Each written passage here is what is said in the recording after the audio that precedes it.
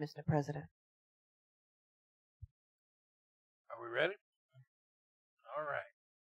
Good evening, ladies and gentlemen. Today is Wednesday, November 6th. Time is now 6 p.m. and the Williston City Council has come to order. Roll call. Ms. Wright? Mayor Goodman. Council President Cox. Here. Vice President Hines. Here. Councilmember Jones. Here. Councilmember Martin. Here. Councilmember Riccio. She's absent. City Manager Terry Bavard.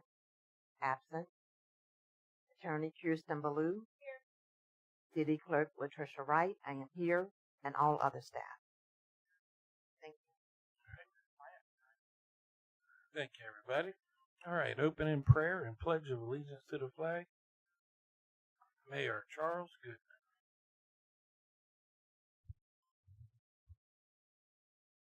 Join me if you choose. Lord, our country has once again come through a very difficult election season. And Lord, that season has shown us again the great divisions within our country. And Lord, I just ask you to help us to heal, to love one another, to treat each other with kindness and respect in all we say and all that we do. And Lord, I especially ask you to be with this council who has got to make difficult decisions in difficult times and have information that the general public doesn't. And it's difficult to understand the reasons. But Lord, I just ask you to give them the wisdom that they need to do the job that they have agreed to do. And I ask you to be with our police department, Lord. It's one of the finest police departments anywhere in the area. And our fire chief, Lamar Steele, who is in the doghouse with me, I ask you to bless him too. I ask all this in your name. Amen.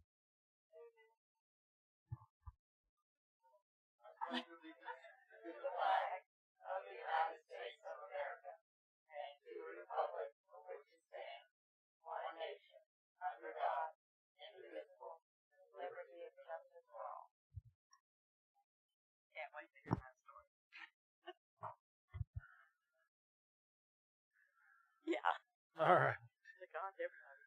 Okay, everybody. Item 1, addition, deletions, changes, and approval of the agenda. So if everybody's happy, then I will ask for approval. The approval of the agenda is presented. All right, I'll entertain a second to the motion. I second. All right. Any kind of discussion or anything with anybody? No. Seeing none, move to vote. All in favor, say aye. Aye. Aye. Good. 4-0. Item number 2, Mayor Student of the Month. Amanda Cook, 11th grade, Williston Middle High School. Mr. Mayor?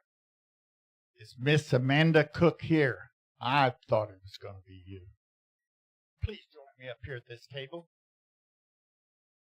We'll call this our show, The Beauty and the Beast. Okay. Amanda Cook. Do you know Miss Scarlett McGowan? McGowan? It could be McGowan, but it's not, right? Okay. Do you know who she is? Vaguely. Well, Miss Vaguely Scarlett had some really nice things to say about you. And I think all these people should hear.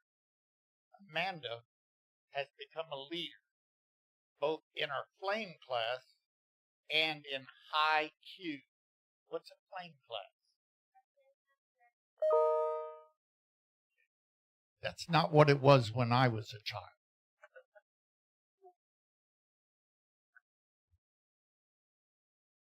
She is quick to step into the spotlight. I saw the way you came right up here. Very impressive.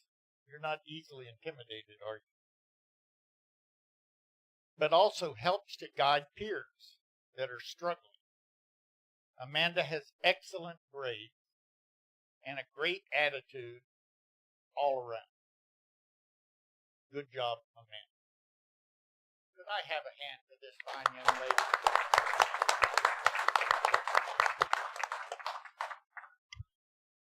Miss Amanda, do you speak Japanese? Well, how are you going to eat at a Japanese steakhouse? I would like to offer you this from Shogun's, and they can speak English there, by the way. So this is a free meal for you from Shogun's, one of our finest restaurants, in my opinion. I've eaten there many times. And this is what's really in my heart.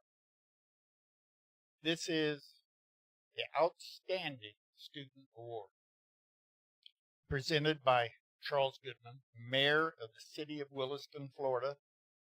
This is to certify that Miss Amanda Cook is awarded this certificate of academic excellence, leadership, citizenship, and attendance at Williston Middle High School, given the 6th day of November 2024.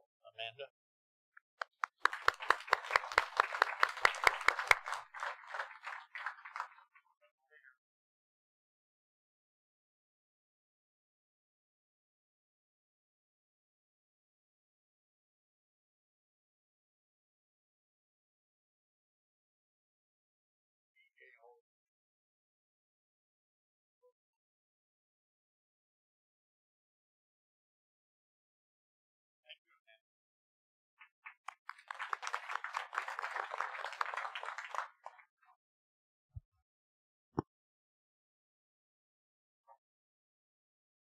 All right. Item 3, presentation of awards by Mayor Charles Goodman and Chief Mike Rolls to Officer Godkins and Officer Goodson and Jack Morris.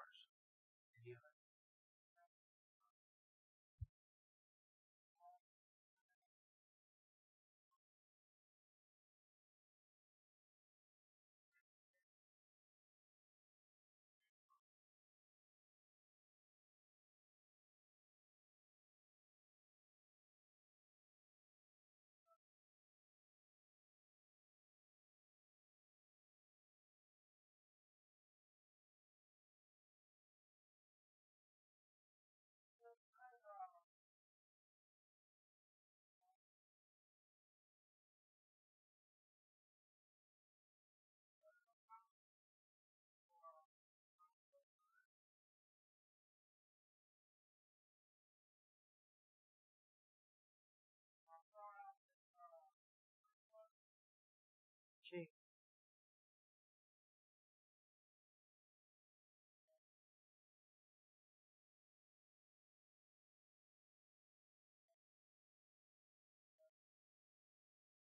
Test, test.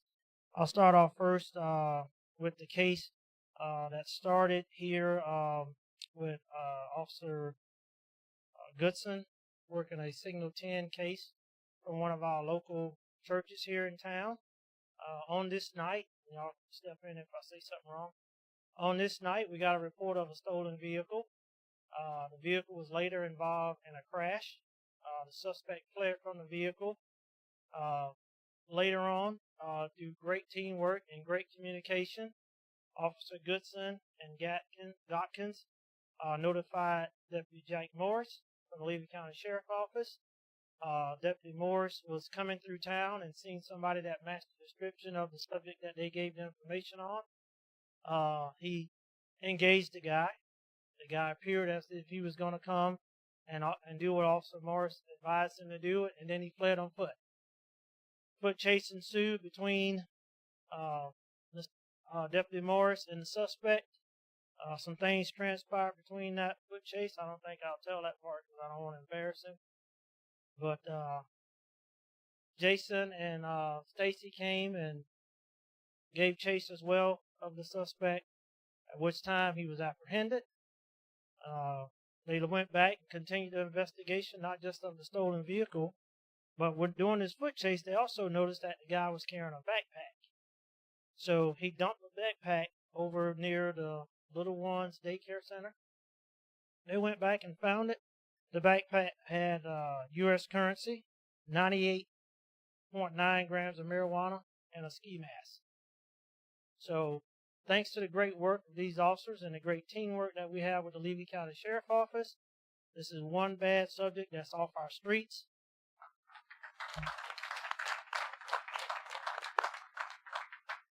We hope and pray that the justice system does him some good. And when he's rehabilitated and he's back in our community, he will be back doing something positive and not negative. So tonight I want to present these officers with these letters of accommodation. Jason Godkins.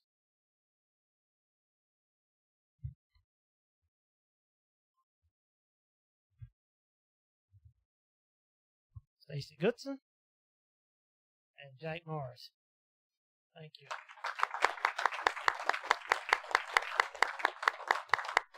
Congratulations, guys. Great job. This is just some of the examples of the great work that our officers do here in our city. And it's also contribute to the partnership and the teamwork that we have with the Levy County Sheriff Office. Deputy Morris is assigned to this area, but not only is he assigned to the outside perimeter of the city of Williston, he also comes inside the city and works side by side with our men and women. So we really, really appreciate that working relationship we have with Levy County Sheriff Office, and we thank you for what you do for our city, Mr. Morris. Okay, the next certificate of accommodation will be another case involving these same three. That's why they're still here. Officer Godkins, Officer Goodson, and Deputy Jack Morris. I don't know if any of you read it in the paper or seen it in the news about a vehicle that was stopped here in Williston, and it was later connected to a gas theft ring in several different counties. Well, on this particular night, Officer Godkins drove by the Marathon on the east side of town and observed this vehicle at the gas station, and it looked suspicious to him. Now, here's the kicker of it. The gas station is not even in the city. But because of his dedication as a law enforcement officer, he noticed something suspicious, and he said, I'm going to keep an eye on this, which is what he did. Unbeknownst to him, that vehicle that was attempting to steal the gas had two spotter vehicles with them. So somewhere during this incident, they must have notified him, because all of a sudden he fled off. He sped off at a high rate of speed, coming into the city of Williston. Officer Godkins was able to establish probable cause to stop the vehicle. He made the traffic stop. When he made the traffic stop, the suspect fled from the vehicle. They gave foot chase. He relayed the information to Officer Goodson and Deputy Morris, who was also bowling for him, observed the subject run out of the woods and jump into one of those vehicles that was waiting for him. They conducted a traffic stop on it. Officer Godkins came and identified that was the subject that was driving that vehicle, and he was taken into custody. Now, it sounds like something very simple, but what it actually turned out to be is that this vehicle had been involved in gas theft, stealing gas from gas stations in Marion, Hernando, and Levy County. And it was quite a unique operation they had. The vehicle was equipped with a 400-gallon tank, about 7 pumps, and batteries. And in the middle of the vehicle was a big square hole cut out where they can drive over the tank, pull the lid off, drop the hose in, like they're pumping gas, and suck gas out and fill their tanks up. So it turned out to be an elaborate operation, and because of their commitment and their dedication to their job, we were able to get this suspect off the streets in our city again and in our county, and now we're able to help other counties close their cases as well.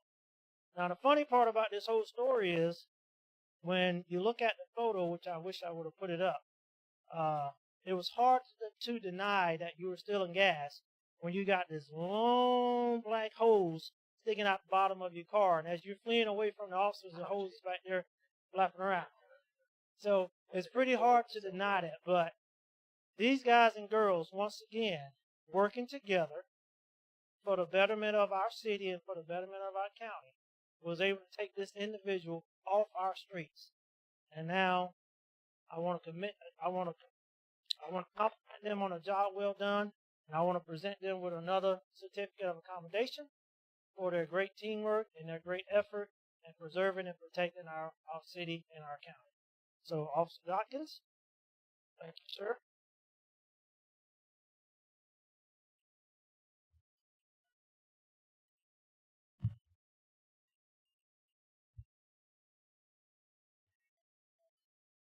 And Officer Jack Morris. And also, I want to present Deputy Morris with one of our challenge coins from the Williston Police Department. I don't know if he's gotten one or not, but I'm going to give you one, sir, because we really do appreciate you, and I appreciate you working hand in hand with our men and women at the Williston Police Department. So, there's a challenge coin.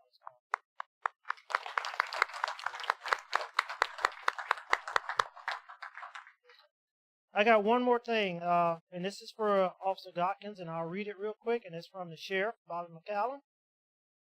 It says, letter of accommodation for Officer Dawkins. Dear Chief Rose, I was made aware of a traffic stop Officer Dawkins made after seeing a suspicious van at the East Williston Marathon. Upon the traffic stop, the suspect fled the suspicious vehicle. However, an arrest was made after Officer Dawkins was able to identify the suspect as the one that fled from the vehicle in the traffic stop.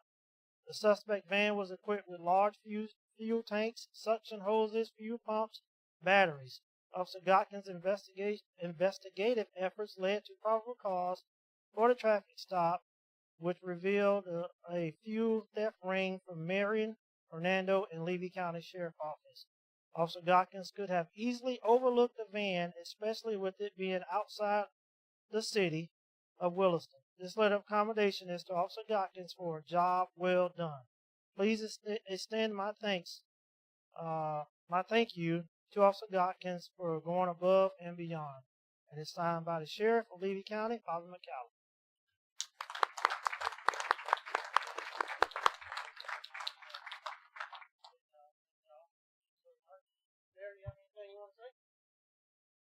Have you ever seen a politician not have something to say? I wanted to point out something that the chief said that is easily just gone over. Our little municipality, because of the diligence of our officers, solved a case that multiple large counties could not solve. They knew the gas was gone. They didn't know how. And this man right here solved the case for not just us, but multiple jurisdictions all over the Central Florida area. Thank you.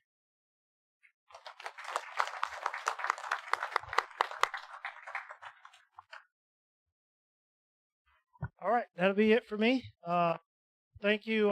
Can we get a photo before they leave? Y'all come on over. Come on.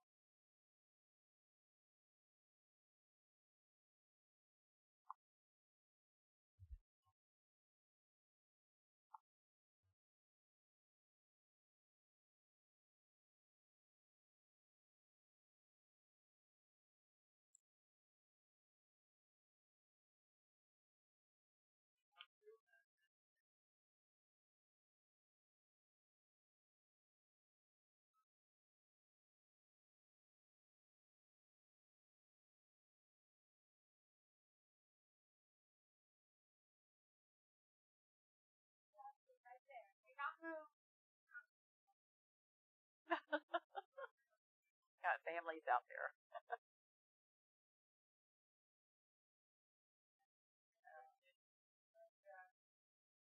That girl.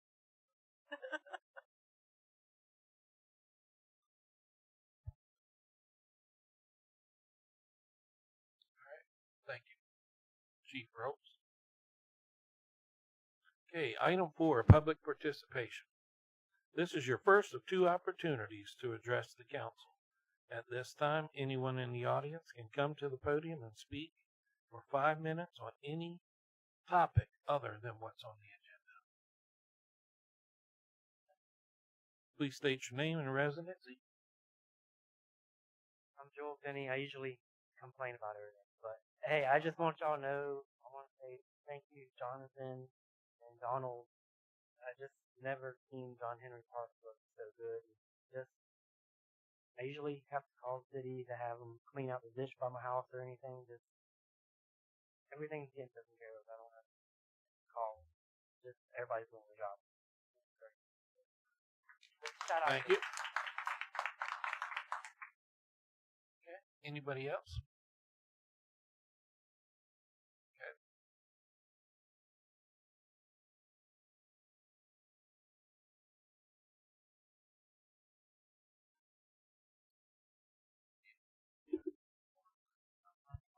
Okay. Okay, Mr. Peso, go ahead.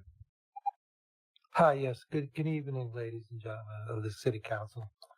My name is Dave Peso. I'm here before you on behalf of my father, Michael Peso. He's been a Williston resident for almost 50 years. I think most of them very productive member of the community. I'm sure most of you know him.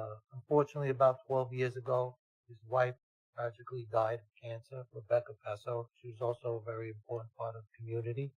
That truly devastated him in many ways. She was his backbone, his right hand. She handled many things for him, especially administratively, much of his business and properties. So when she left him, it was extremely overwhelming, devastating for him. And unfortunately, he let his pride get in his way and didn't turn to his children for help, which of course we would have, and that's why I'm here before you today. Because of that, he let many things just deteriorate. He's in very bad shape now, to say the least, physically, emotionally. His health is deteriorating. He has diabetes, heart disease, and we just found out early onset Parkinson's. I'm sure some of you know he wanders around the town, ends up in Buckabees, and he has PTSD. He's a Vietnam vet, and I hope it's not bothersome, but he goes to everybody and tries to ask them are they a vet and to buy them lunch there, and he's just not he's half the man he used to be. Luckily, the VA has been an amazing help to him, and with his problems physically and mentally, and as much as they can. So God bless them. Thank God for them. Me and my siblings now we're more aware of what the situation is, how dire it is, are working on getting all his affairs in order, which brings us here to help him bring the properties in town that I guess have been bothersome and a mess that we personally weren't aware of that's been going on for many years. And we like to, many people in the town have been very helpful and guided us in the right direction to what we need to do to try to help fix this situation. And, we like to fix whatever's needed, any violations that are open, or, bring them to be an appealing part of the town and become vacated by, flourishing businesses and be an asset to the community, not an eyesore or a detriment. So, I'm here with my hat in my hand, and at your bequest, whatever you guys can lead us in the right direction, that we can help our father, and the later stage of his life to help a really decent man that's fought for his country in Vietnam, and he doesn't mean any harm, and we just want to make the last year of his life as comfortable as possible, and as less stress and less bothersome to you guys as well. Thank you for listening to my story. Thank you. I'm speaking to the president now. I would make a suggestion that he, the son, call the city clerk and give him his contact information so that we can see what steps we can take and what we are not already in the middle of doing, which the attorney can answer that for us. I spoke to Attorney Kirsten Ballou, and she recommended that I could to rescind the one pending court case, which is the one property that was I guess knocked down, that you guys had to knock down because I guess the weather made it very dangerous, and maybe we can pay whatever the costs were. I also spoke to Laura Jones about the 6 other properties that have the violations, and she said it wasn't yet in the court's hands. And if we tell you guys what our plans are with those properties, and we could bring them up to code and get them out of violations, and plan to lease them and make them a fruitful part of the town and the community, that would be something that they would be accommodating. If I may, Mr. President, I think it's helpful to think about the peso properties as in 3 different categories. So the first category is the one that we really can't do much about right now. It's, I think, known as the pawn shop property. It is already owned by the city. So that one has sort of gone through the entire process. Not too terribly much we can do about that right now unless we get a fair market price and sell it back. The second category is cases that are already in a filed court litigation. That's one of the properties. That's the property across the street. So we already have a case filed on that. Mr. Peso was defaulted. We're moving forward with a default final judgment. That case is very close to wrapped up at this point. You could, for that property, tell me that you no longer want me to move forward with that litigation. That's within your power if that's what you decide to do, or we can progress as we have. And then there's the third category, which is cases that have been authorized to go into foreclosure suit but have not yet been filed.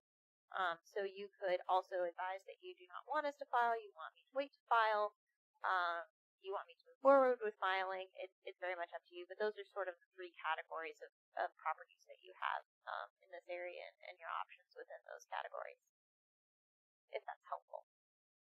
Very much so. Yes.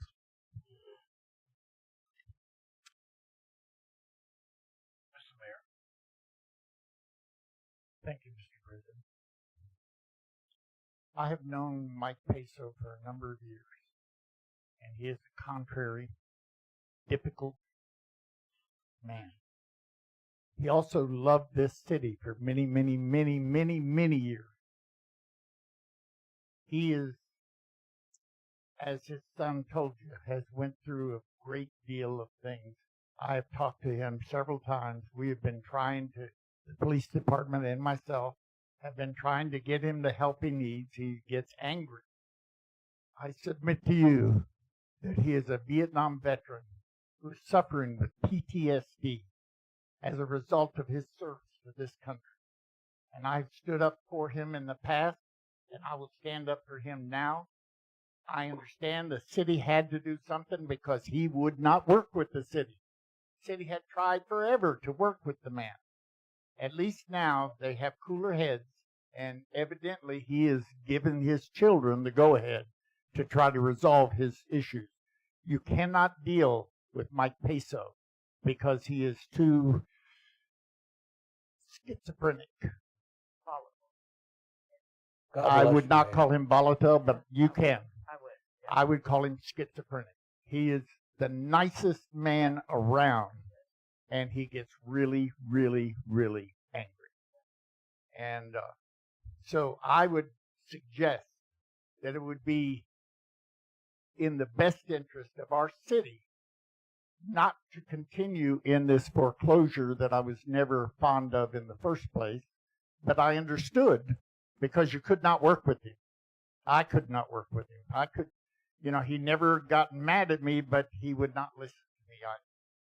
Now we seem to have cooler heads, and I ask this council to please consider all of the facts, not just some of them. Thank you.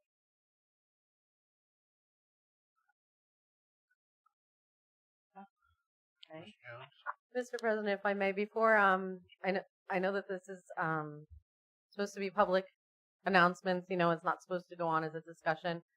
If you would just give me and Kirsten a little bit of time with Mr. Peso, the son, because there are some negotiations that could happen that could be extremely beneficial for both him and us. We were planning on doing a little bit of work with a portion of some of those properties for our parking lot, and we would still really like to have a little bit of that. So without making serious decisions tonight. If you would give us a little bit of time to talk to them, because we probably could even out some of this pricing for them a lot quicker if we could negotiate a little bit of this. I was also going to make comment that the one that's already in process, which I think includes the property you're talking about, Yes, ma'am. I'm not sure that we don't need to proceed with that because we've already gone so far, because now he would need to pay the legal fees as well. And if I remember right, and I don't know who can tell me that, I think that the demolition of the building was at least $60,000. I believe it was close to 40. I think it started that, but I think it went to like 57 something by the time we got through. Oh, okay. I'm Yeah. not positive, but I believe that's the case. With these legal fees on top. Yeah. I don't know that that Mr. Peso, the son, who's online, would want to pay that in order to get it back. I'm not sure that it would be worth his while. But that's something I think we could at least make him knowledgeable of. And Mrs. Jones could work with it. Yes, absolutely. And so when Mr. Peso, the son, and I spoke, it was sort of my advice to him that if he had requests of this council, things that he wanted you all to consider, that he can come here in public comment. We can get it on the agenda for somewhere in the future. We can also negotiate, Laura and I, obviously, before we come to any agreements. You all will see them, you all will approve them and sign off on them. So we will continue to work with Mr. Peso. That's sort of the general consensus that we're going with right now. And I wonder if they have power of attorney. Yeah, they were getting it. I'm not sure if they've gotten it, but they were definitely trying to get that. Yes. Because if not, Walker Bullock is working on it now. I think he's going to meet my father. Aaron, this is Donald. I want to speak. that's good news. Yes. Aaron, can you hear me? Yeah, go ahead, Donald. Just want to remind the council that you guys are in the middle of a project that was put out. It's an almost $1 million project across the street. And there is a difference between 47 parking lots over there and 74. And so I really highly encourage you all to let Kirsten and Laura move forward with negotiating so that we can make sure that the contract with Wilkes, who was awarded over there for the parking lot work and the utility work, is not delayed. We either need to negotiate or continue with the suit, with the lawsuit. Either one would I think the one accomplish that's what we been need. filed, I would encourage you to proceed. That would be my opinion. Obviously, you guys can do what you feel necessary to do. Yeah. But in regards to some of the other properties, I would let our attorney and Miss Laura Jones, they have a very clear understanding of what we're trying to do over there. But for the Main Street project and the downtown development, it is critical that we do this as quickly as possible because Wilkes Construction is hoping to start in December. That is where we are targeting as far as beginning some of the utility work. And if change orders happen and we're able to change the parking lot design, which we already have a new design created, the only way we can proceed with that is if we get control of some of the connecting areas between the Peso properties and the city property, which is the parking lot. Okay. And I'm just saying we can accomplish that in any one of two ways. We can proceed with the court case, or we can negotiate with the side. I'm confident that Laura and I can figure out a way to sort of All right. breach that gap. We'll talk to Mr. Battles. But I'm Willie Battles, and I really wouldn't come here to say anything. I'm just wanting to be in the meeting. But then you start talking about Mike Peso. Mike Peso is literally like an uncle to my family, and my dad were best friends. So I've been knowing him for over 40 years. I can say this: he is a good man. He just became very difficult to deal with, and I think because of his serving, it literally caused issues with him. And I would say this here: I know this person. I know David personally. Was on the phone tonight. Like I said, I wasn't going to talk tonight, but I know David personally, and David is a man of his word. If he tells you something, you're literally going to do it. So, and he has really, Mike has struggled with working with his children. I can tell you that. I can literally tell you that as a family member. So, literally, and he literally has seen us as family members. But I would say give him a chance. Whatever you guys can do, at least give David an opportunity to make things better. David want to make things better. David grew up here. Yes, I went to school with you. Thank you. I remember Thank you. him. Ms. Jones? I think they've covered everything. Thank you. Okay, so we'll turn it over to you and the attorney, and you'll give us a report on what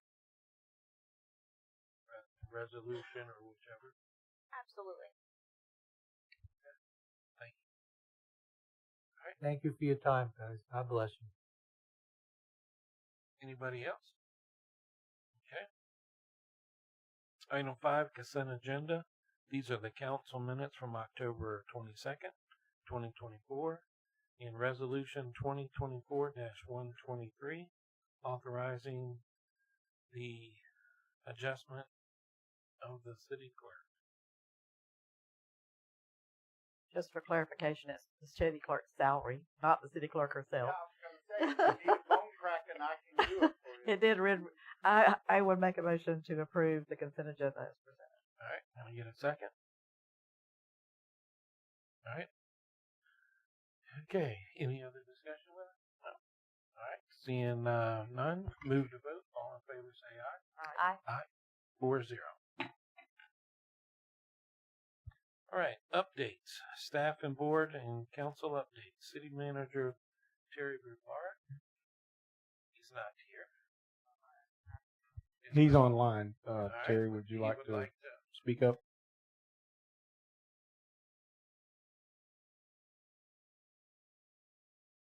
Are you there, city manager? He advised no, he didn't want to speak up. Okay. All right. Under staff, since Mr. Bishop, Mr. Barber is not here, but Mr. Barber's on the phone. Mr. Walt Nichols from Wright Pierce is going to give a update on lift stations. Yes, Walt Nickel with Wright Pierce. Donald, I don't know if you're still on the line and can hear, but we had talked earlier in the week about me giving you an update, so I'm going to give you as we discussed, Donald. So, I just want to really advise and keep council in the loop about the situation with Puget Lift Station, or otherwise known as your master lift station. So it's your largest lift station. Pretty much, roughly about 95% of all flows in the city go through the Puget Station. That current station was built in the 80s. It is in a memo that I prepared a week and a half ago to staff. It's in dire condition. It really is. It's a summarize, it's a 3-pump lift station, and when you have a 3-pump station, it's typically designed to run with 2 pumps running. Low flow is 1 pump, higher flow is the 2nd pump. The third is really a backup. You were in a situation where 1 pump has not worked for a number of years. Another pump can only be run manually, and you had really 1 pump doing all the work of the station. During, and it wasn't necessarily related to the hurricane, but during the Helene, it started leaking, and that leaking progressed, where when it would run, it would leak and flood the dry side of the lift station, causing problems and obviously not pumping accordingly. And so staff was really concerned. What can we do? They got a price to replace one of the pumps, and city manager mentioned that to you, I think 2 weeks ago, $24,000 to $25,000, where we may have to do an emergency replacement of that pump. The problem was the valves are in such bad condition that it probably wasn't physically possible to pull a pump without flooding the situation or working in conditions that would be totally unsafe. So I also came to council, and you authorized us and staff to advertise for an emergency bypass connection, so we could, in an emergency, isolate the station, bring in and purchase a portable pump, and do that. So we did that. We advertised for bids. We got prices. We had a bid opening. We had 2 bidders. Prices are a little bit higher than we initially thought for the connection and one of the pumps. We were estimating about $120,000. It's coming in at about $150,000. from the low bid. The second bid was like $450,000. It was even close. I don't know what. We have not made a decision on that yet. We're going to come back to you probably in 2 weeks on what to do on that emergency bypass. It's still needed. But we found out there's a possibility where we can buy the pumps through the Florida Sheriff's Association. They have purchase agreements. They already have contracts, and we can possibly buy them a little cheaper for them. So we're looking into that. Maybe just have the physical connection done by the bid. So that needs to be done. That will give us some assurance that we could bypass the station and replace at least one of them. But anyway, we came out when the pumps were leaking and you're down to one pump. I mean, you were really in a dire situation. We had our field electric representative come out from Wright Pierce. We spent the day with Mike and your utility staff. They were tremendous. I mean, they were working in some pretty disgusting situations with those pumps leaking. We were able to get the pump that was not working. It used to be only running manual. That was not working. We were able to get that running. And we've got that in an automatic mode, and that's now your primary pump. We were able to switch over the leaking pump to be a second backup pump, but it's still leaking. And now it leaks even when it's not running. The leaking got worse while we were there. We've got a Band-Aid situation, but it is still dire. We also presented staff with a proposal to redesign the Fugate lift station, and I think some action is going to be needed in the near future on that. But it is in dire condition. Some good news on that is you also entered into an SRF loan to do a feasibility study on the sanitary system. It was more on the collection system, but the pumps are part of that. We can, as that's progressing, roll in the design and construction of a new lift station into that SRF as we get into the next step. And so that is something we really advise, and it's going to come out in that SRF, the feasibility study we're doing, and part of that SRF loan. That's going to come in here. But we just want to, advise your main lift station is in dire condition. We can still, and during our testing, we were confident that the leaking pump could be isolated with the valves that are there. Some of them don't work at all. It's obvious, but we think the two valves on either side of that, so it gives us a little bit more confidence that that pump could be replaced, and so we're investigating that also. But there are a couple things you need done. A Band-Aid. All these pumps are down in a hole, right? They're in a vault. Yeah, they're about underground. 20 feet underground. Yeah, and it's leaking clean water? No. No. No. I was hopeful. We jokingly call it water. It's not Yeah. water. Yeah. No, it's sewage, and it's a bad condition. Right. You've got you working. You've got some provisions for emergency. We're trying to get that bypass in. We'd like to get a replacement pump in, but ultimately that station needs to be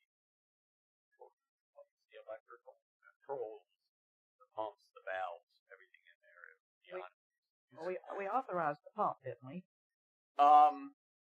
Yeah, that Isn't it might the be an emergency $24,000? purchase. $24,000. Yeah, Have we ordered it? we have to make sure that it can fit, and we weren't Okay. sure we could isolate With it the where you could redesign. safely pull that out. Right. So we're going through a lot of steps right now. We're looking at that emergency bypass. We're going to come to you probably in 2 weeks with, okay, this is the solution.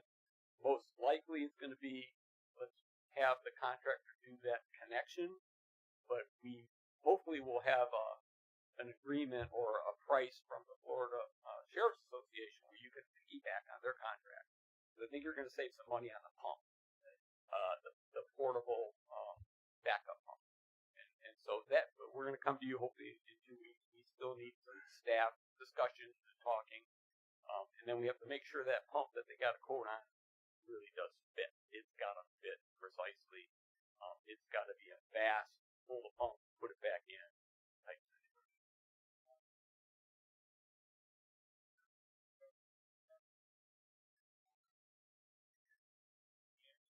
No, nothing. Yeah.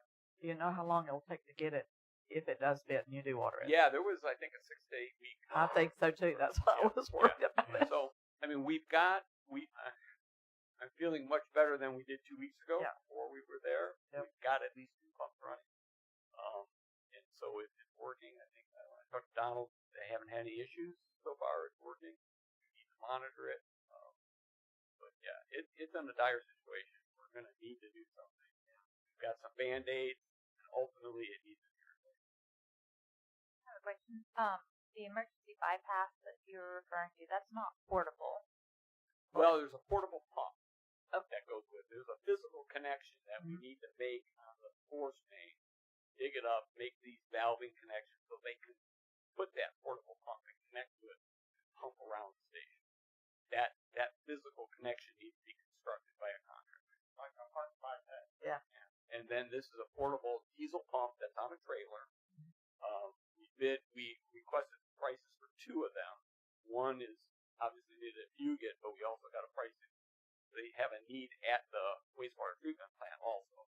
It's also separate deal. We could be coming back to you for 2 That one could be, it's not money wasted if you were to buy it now. It's needed temporarily for the current station. When we build a new station, it would have a permanent generator that you could use to bypass an additional pump. If that pump is trailerable, you could use that at any of your other lift stations. And those are not rentable. They have one right now that they're renting, and it's at the treatment plant. Florida Rural Water, is that down if you're there? That's where you're renting from? So we currently, previously had a bypass pump that we rented through Florida Rural Water. Unfortunately, with all the hurricanes that happened, they came and took that, and they took it with less than a week's notice. So we then got a monthly rental through advising through Terry through Sunbelt. We are now on our 2nd month of having that rental. Those are about $4,000 a month in rental fees. We have it because on top of Fugit having a serious problem, we've also had a problem at the sludge pit at the sewer plant. So to answer your question more directly, we need these pumps because we need them in quite a few locations. Most places have a very easy method of bypassing and taking a load in case there's an issue with the pump. The problem with Fugit and why this is so bad is because there is no way of taking the flow and redirecting it, because you can't physically get the flow to go around the pump room. And that's the point of the install of the project that Walt is talking about. And that is why we not only want a pump for that full time if something were to occur, because it's 90+% of our flow, but also because if we have a problem anywhere else, we need a secondary pump so we're not spending $4,000 a month every time something happens. And the main time that these things happen, of course, is during states of emergency, storms, and other types of mitigation. Okay, thank you. That was sort of You got 2 good. pumps running there right Yeah, now. that was sort of good. But the good news, your staff work is really tough conditions out there. Take it. That was not pretty pleasant experience. Sure. I have a quick question. So the $4,000, where is that coming from? That we're spending from? Is it part of? Donald will have to answer that. That's coming out of your normal. Probably the sewer revenues. No. Donald's still there? Yeah, he's advising it's coming from our normal budget for these things. Yeah, on sewer revenue, I'm sure.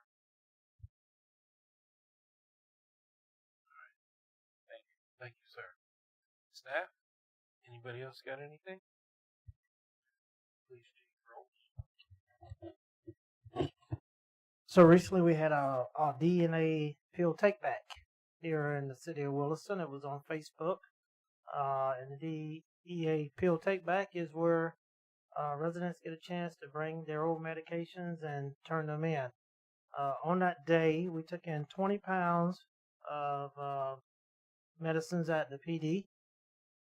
Miss Deborah Jones and the ladies of the Women's Club. Williston on the They came together, got permission to go into the old hospital to remove all the narcotics out of that facility, which they did a great job. And they removed 449 pounds. So it was quite impressive. The collection people were quite impressed with the amount of stuff that they gathered up and piled and put in boxes and bagged up for them to come and collect. It was quite an impressive event, and it's my understanding that it has getting a lot of attention on Facebook. So All over the state of Florida. all over the state of Florida. So I want to thank Miss Deborah Jones and the Women's Club for doing an outstanding job taking on that initiative to remove those drugs out of that old hospital, because we have had problems with people breaking in there. And some of those, I'm not a medical person, but some of those were, my understanding, were very high potent drugs. There were some dangerous drugs in there. Everything from really powerful antibiotics to nitroglycerin, lidocaine, epinephrine. Finally, we found the narcotics. It took us a while to find those. And I want to say, too, I want to give kudos to Chief Rolls. They originally told us they would not take them. I said, call them, please, and tell them we've got a lot. They're not going to fit in any car they come here to get. So he did. And they said, oh, well, we can't take those. They're in a hospital. Well, he said, let me talk to your supervisor. And he continued to talk until he convinced them that this was a hospital that had been closed for 4 or 5 years, 6 maybe, and that they weren't coming back. The man's in federal prison. There was nobody going to clean this up if we didn't do it. And it was dangerous. And he finally convinced them to come. And without his intervention, we would not have had them gone. They would just be in a box somewhere. But with his insistence, they did come and pick them up. And there were 5 women at the very last minute. You know, I had had it on had drug take back day on my calendar for weeks when I saw them announce it originally. And at the last minute, I contacted, I think 5 members, a lot of members, but 5 members of the Women's Club who came, and the police escorted us in so that everything would be safe, so that we can get them out of there. So I'm very, very happy that they're gone. Great teamwork between the police department and the Women's Club and just the community and you know, in hand. I mean, it was just great. It was a great event, great thing that they took upon. And, you know, Arizona did a good job posting it on Facebook. And Miss Doreen stood there and provided security while they took care of that. So, once again, great job, Miss Deborah. Thank you. Appreciate you helping us do it. Mr. President? Yes, ma'am. All right. Quick update on internet. So I think a couple of meetings ago, you all will recall that you authorized us to move forward from the RFQ that we had put out with Performance Services Incorporated. So we are currently working with them to put together an MOU, which is a memorandum of understanding, and that will take us through the first portion of your internet journey, which is your investment grade audit. I'm not going to bog you down with details because it's going to be a whole agenda item, but I want you to know that that's the process that we're working on right now. So your investment grade audit is essentially going to be an audit, for lack of a better term. You'll understand what it's going to take to build what you need to build based on what you already have, based on the resources that you have available to you, and based on your budget. And it'll sort of give you the options. And you'll be able to take a look at all of those specifics when we bring the MOU in front of you. But I just wanted to flag for you all that will be coming forward. If anyone has any questions on the specifics of it, we're happy to help. And so this is sort of the first step in your internet journey. It is forthcoming.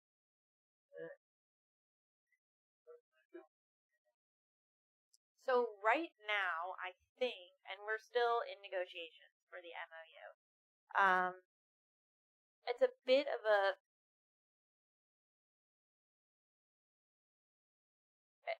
I wish it was an easier question to answer. I'm sorry, I retract the question. No, you gotta ask it now. Essentially, without, again, bogging us into details, because we will go through it in the MOU. the investment grade audit is a process that they will go through. It's something like $250,000 for the first step. Now, you'll recall that we were talking about several $1 million is what this project is going to be. And so, if we get the audit done, it's not a separate cost from that $3 million if we start to move forward. So, there's a cost associated with it, but it's not necessarily separate from the overall general multi-million-dollar project that we're talking about. Thank you for the clarification.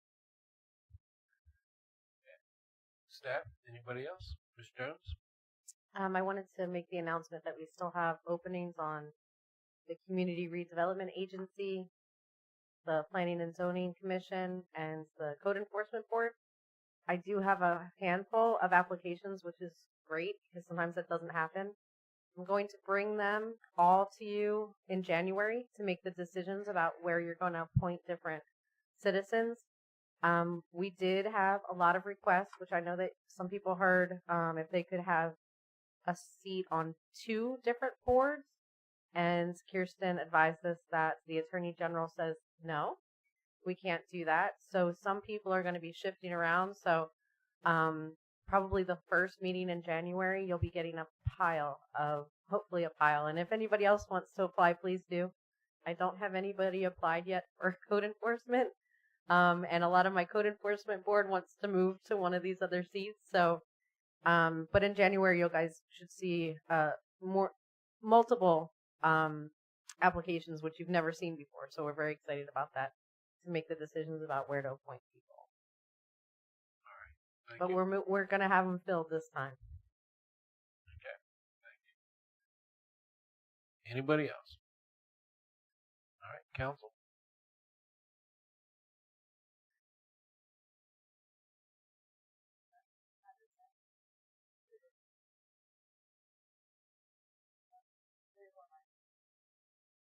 I just have a couple of we have some secret thing going on up here. You'll have to ignore us. You'll find out about it later.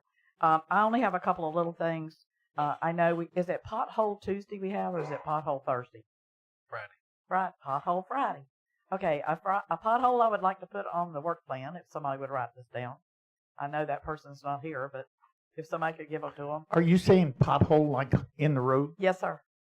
I know they set aside one day that they go out and fill potholes. I couldn't remember what day it was. I'm told it's Friday. Yes, there is a huge pothole the size of a watermelon. I mean, that deep and that big, right at the driveway of Joby Penny, which is Northwest First Ave. Probably the 300 block, 300 to 400 block. If you'll put that one on the list, I would appreciate it. I go by it every day. There's still no volleyball net in John Henry Park, and you've heard me ask for it 3 or 4 times. It's still not there. There's also a pile of debris right there on that corner that I think's left over from when they did the stormwater project. It's just a pile of right at the corner of First Ave and 5th Street, right up there behind the racquetball court, sort of. Also, the drain that's on Northwest 2nd Avenue at the corner of 2nd Avenue and 5th Street. The brand new one that we just put in is completely covered with trash. So all that, and I think it's from when the water main or the fire hydrant broke at the top of the hill. It just pushed everything to that drain. And if it rains again anytime soon, it's not going anywhere. It's just going to pull up. That's all I have. I have a question. The fire hydrant that broke at the top of the hill, I thought that's what was going on. So I drove my car through it, which is a water wheel, and they were testing the fire hydrant. Is this a different time you're talking about when the water not long ago was rushing down 7th Street? Yes, I was told it was broken, but I really don't know for sure. It was not broke. They were testing it. Who they? The city. Really? Yes, I went up there and checked on it because I said, I want to make sure somebody knows that we've got a fire hydrant that's been hit by this construction work. And lo and behold, there were city trucks there, city workers there, and they said, we have to run this every now and then just to keep the thing cleaned out. Well, I think they do, but I think they had to run it out because it got hit. So I'm I'm not just sure telling about you that. what I found when I went to check on it. Okay. I called City Hall at the time, and they told me they had hit it, but I don't know for a fact. So I can't argue the point. Yeah, and I'm not arguing with you. I just don't know. Okay. But I think that's what brought all the trash down 3 blocks and landed it in that area. Meredith? I'm good, thank you. Sorry. Okay.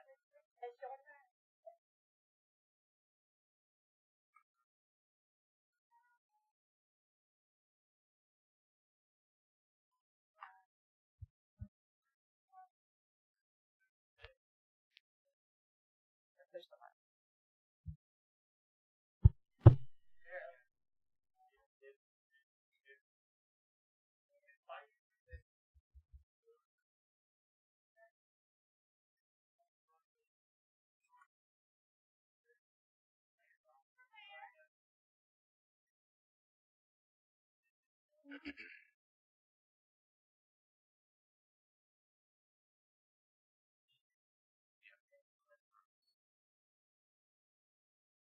Good evening.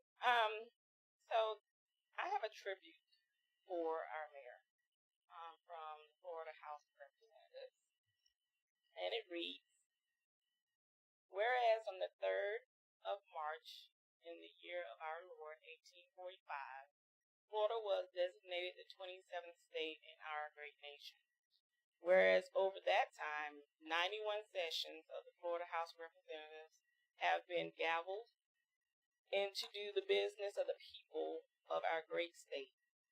And whereas every 2 years, Florida's voters from every station in life have casted ballots to express their desire as to who they feel is best to represent their communities in Tallahassee. And whereas a select few leaders have made those sacrifices to invest their time, treasure, and talents to advise, counsel, and support the campaigns of candidates of their choice, both before Election Day and beyond, and whereas the area of our state, which includes Alachua, Dixie, Gilchrist, and Levy counties, is rich with attributes that enhance and benefit the progress and opportunity for our Floridians and their families. And whereas it is only through the efforts and advocacies of those same leaders who give voice to the needs of their neighbors by equipping their representatives at the Capitol with the knowledge, expertise, and insight to pass measures to grow and protect lives, livelihoods, and opportunities for their constituents. And whereas 8 years ago, a campaign was successfully run electing a first-term legislator who was and still is humbled by all those whose deeds, words, and guidance helped to shape him as a lawmaker and to maximize his efforts during his term of office. And whereas while the recipient of this proclamation is a leader in their own right, there is no question that they have been an unsung hero, and their fingerprints are on any positive impact that has been made by Charles Chuck Clemens during his tenure in the Florida House of Representatives. Be it further resolved, on behalf of the many citizens and families in our House district, it is good and proper that we commemorate and give great pause and recognition to the great example and role model established through the many good works of Mayor Charles Goodman, and extend our gratitude for their continued dedication to their community, state, and nation. Speaker Pro Tem of the House of Representatives, Charles Chuck.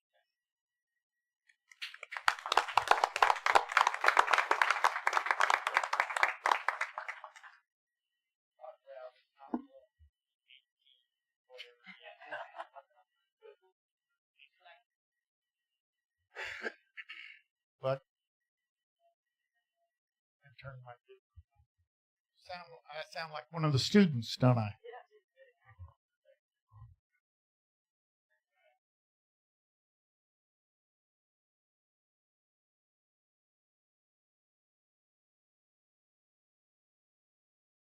You know, it's not often that I'm at a loss of words, but this is truly an honor. It is something that I will covet for the rest of my life, however the Lord has me to go yet. And I will place it in a place of honor in my heart and in my memory and in my home. And I thank the House of Representatives, the people in my city, my council members who work so hard, and my city clerk who I dearly love. Thank you all very much.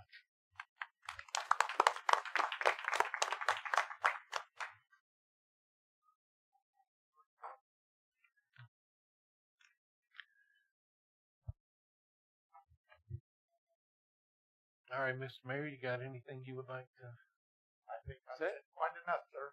Okay. All right. All righty. Item 7 is new business.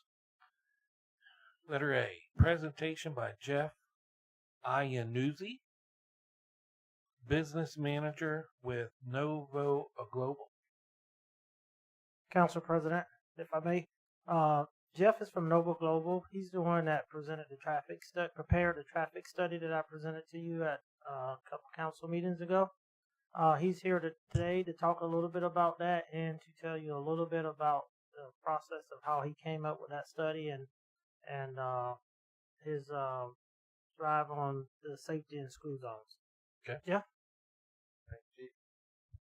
Give me a second just to get it up, okay? Absolutely. We do have a presentation for you, a few slides, a couple videos. Hopefully the sound's not too loud, but we'll go over that. I'll get through that as quick as I can. Please interrupt me if you need to. If you have any questions, you don't need to hold to the end. If you have questions at the end as well, go from there.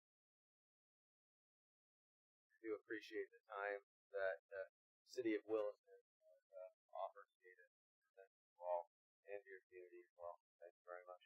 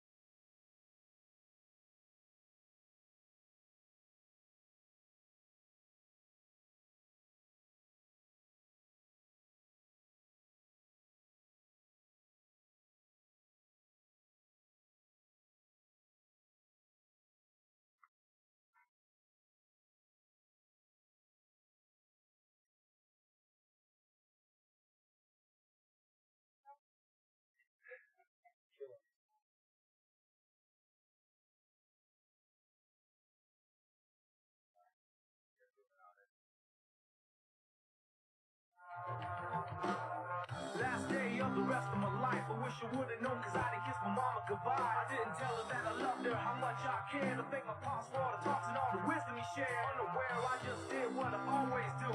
Every day the same routine before I skate up to school. But who knew that this day wasn't like the rest? We are the youth of the nation. We are youth of the nation. We are the youth of the nation. We are youth of the nation. Who's to blame for the life the tragedies claim? No matter what you say, it don't take away the pain that I feel inside. I'm tired of all the lies. Don't nobody know why. It's the blind leading the blind. Guess that's the way that the story goes. Will it ever make sense? Somebody's gotta know. There's gotta be more to life than this. There's gotta be more to everything I thought exists. We are the youth of the nation. We are youth of the nation. When you all ask senators on this talk, I do not need to leave by petition in any way, shape, or form. I was given this role due to my prior experience in law enforcement. I was given this role because I've had some photo video enforcement as well. I was also given this role because I presented a lot of DUI presentations to many children, many teenagers, many high schools. throughout the state of Florida. I don't want to interrupt you for a second. Just could you stay by the mic so that people Sorry. online can hear you? I move around a lot.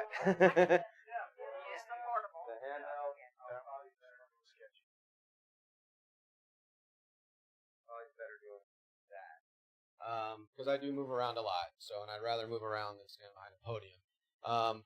But again, the role that I was given was for all those reasons. And they asked me, my vice president asked me why I didn't jump on the red light bandwagon when that came in. And my response to him was, and please don't tell my CEO I said this, if you do get to meet him, my response was, I don't believe in it. I didn't believe in the red light program from the beginning. I don't believe in it now. It is a product that we offer. What I can get behind is protecting children in the way that we do it, and Novoa Global is what I feel the right way to do it. And being the right vendor to partner with the correct city, such as Williston, I think is huge too. Because if you do things the right way, then you don't have the same pushback that you may have had. And again, in the end, you've seen the video. It was meant to get your attention. This is to protect children. Unfortunately, people that get hit by cars, depending on the speeds, have a great deal of purpose into this, and that's what this figure shows.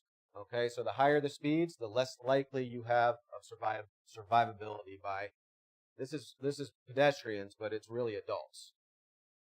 We do have a lot of customers throughout the country. Actually, we have a few customers outside the U.S. as well. But in the state of Florida, we have Pensacola, we have Winter Park, Florida.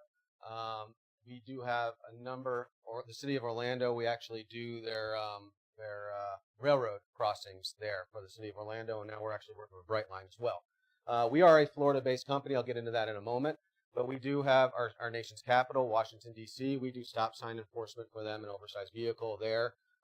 Fife, Washington, Tacoma, Washington, Center Point, Alabama, and a number of other partnerships that we have across the nation. We are the only vendor that does this, that is 100% headquartered and based in the state of Florida. We are a certified MBE. All techs, operators, servers, processing, mailing, postmarks, banks, accounts are right here in the state of Florida, right in Central Florida. About an hour and a half away, we're located in Orlando. I'm located in Winter Garden. I would say even closer to you all than that. We're extremely responsive. One of the things that I will promise you is that I will never leave Williston hanging. And Mr. Mayor, I would never want to be in your doghouse. So I am there to help you guys through any process that you may have, through whatever questions you may have, and try to get through this as quick as you can. You do have a whole team, though, that's there for you. Obviously, I'm on here too, but our vice president and president CEO are heavily involved in every single partnership that we have. We jump in with the project manager, and then our program manager has a whole team that she uses to take over and help out throughout the entire partnership that we have with the City of Williston. What we do in comparison to others, we've taken over for other vendors in the past. I like to use the iceberg as what you see on the top is what you normally see from most vendors. What's below the surface is what Novoa Global wants to point out. All right, some of the companies that we have taken over for in some of these other cities, we didn't do anything differently. In fact, in Winter Park, we actually decreased the reasons for violations. They didn't want to, we actually recommended getting rid of right-hand turn on reds for red light violations. They chose not to do that. We added a speed component. So it was 12 miles per hour or above. So we decreased it. We decreased them just stopping over the stop bar. It had to be an actual red light. But with all those decreases in the reasons for violations, we actually saw an increased issuance rate by more than 100%. And that was because of the quality of our images, as well as the fact that we make sure that your camera's uptime is as close to 100%. We don't say 100, but as close to 100% as we can get it. Okay, we have people in your cameras at least 2 times a day in each one of the cameras that would be in Williston. Some of the examples that we have, this is what it would show for a school zone speed. We have the camera facing the beacon. You're going to be able to see it flashing on each violation that goes through. We use a multi-tracking radar system that tracks every vehicle within the cone simultaneously. All right, that triggers the violation at that point. That's not the end of it, though. We have algorithms set up that continuously measure that same vehicle the entire time it's within the cone, and every 20 milliseconds, it not only predicts where that vehicle is going to be, but if it's not there, it will throw that image out. Okay, so we are going to make sure that we get the right vehicle that's actually speeding through the school zone. Okay, but we go another step further, which is something that most vendors are not going to do. You see green lines, might be a little bit hard to see. Those are virtual green lines. They're based on stationary points. And what we then do is we actually take a time over distance measurement. Okay, that's just math. All right, it's the most accurate way that we can measure speed. So we make sure that the vehicle that we have identified is the vehicle that is speeding, and we confirm it through the time over distance measurement. Our images are, again, very crystal clear. None of these were doctored in any way, just blown up so that you can see them. Just a video of the violation occurring. Moving on, how clear this is actually up in, I believe, Washington. So again, very cloudy day, but it moves on to it very quickly. What your officers will see is this screen right here. They have to go through an approval process on every single violation. They have the ability to obviously review. We do everything for them up until the approval process. We're inlet certified, so we run every single tag. It's not something that they're going to be bogged down doing. So we will make sure that their tags are run. We'll make sure that they match. The officer obviously will go in and do the same thing. He can watch the video, or she. They can look at the images. They can pull them up into bigger photos, obviously the video as well. They can either approve or reject. When they reject, it has a drop-down box for transparency, so they can click on the reason for rejection.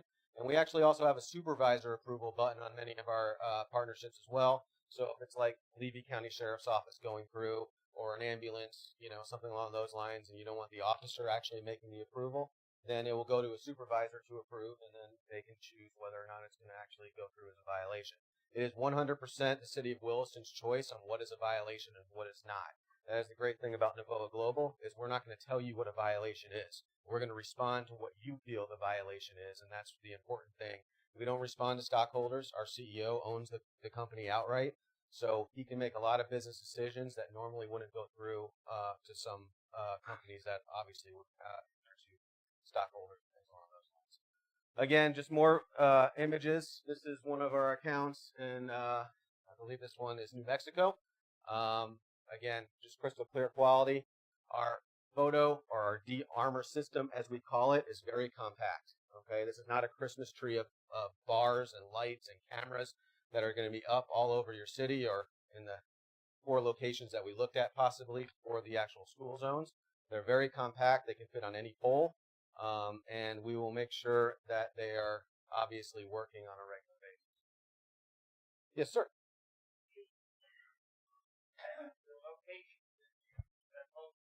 The locations that you both looked at. Now, my understanding is that schools are county property. Is that accurate? The schools are, yes. The schools are. Yeah, the roadways are in the So city. the roadways outside of school, for instance, I think Councilor Jones isn't 2nd Avenue a county road? Yeah, so there's county roads throughout. All I'm asking is, are you absolutely sure that the places you intend to put this is city-owned roads and not county roads? There are county roads that's within the city, Mayor, so we can enforce the traffic laws on those county roads. Okay, so if it's in the city, even though it's a county road, we still have the ability to put these signs without getting permission from the county? Yes, sir. We will get permission, though, and that's part of the whole permitting process. But yeah, like Chief said, it's within the jurisdiction of the City of Williston. You can enforce that. We do all the permitting so that you get, you don't have to worry about getting the permitting done. We do all that process for you to get that started. And you had a very impressive dissertation about you took away all the fringe things, yet you still had an increase in violation. Yes, and again, that's our uptime on our videos. So again, we have our own personnel. Again, Florida residents that work in our Florida office are in your camera systems at least 2 times a day. If you guys notice there's a problem in one of your camera systems before we do, there's a problem. Okay, because our goal is to make sure that if we identify an issue, we're making sure it's getting rectified in whatever way necessary. And that could even go into, you have a storm, and you may not have noticed it yet. We may go over there and say, hey, or you may have some trees or shrubbery growing into the camera view. It may not be an issue at the time, but we're going to let you guys know, hey, this is going to become an issue down the road.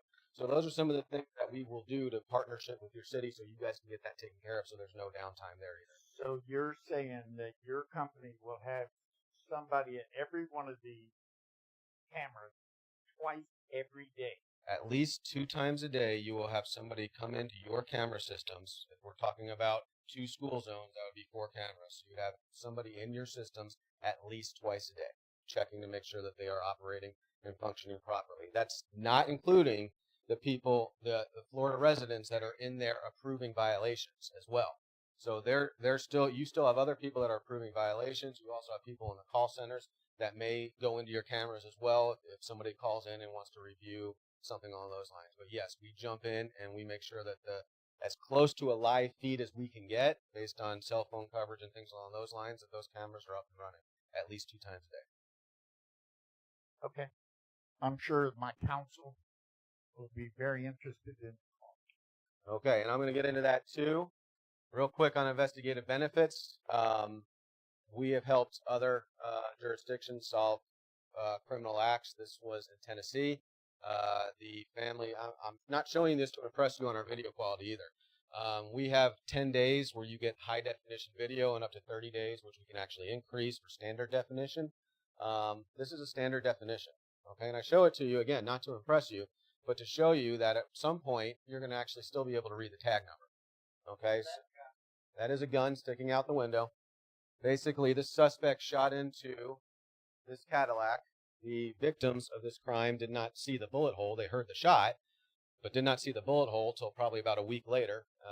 And then by the time the Chattanooga Police Department got with us, it obviously was outside the high definition time.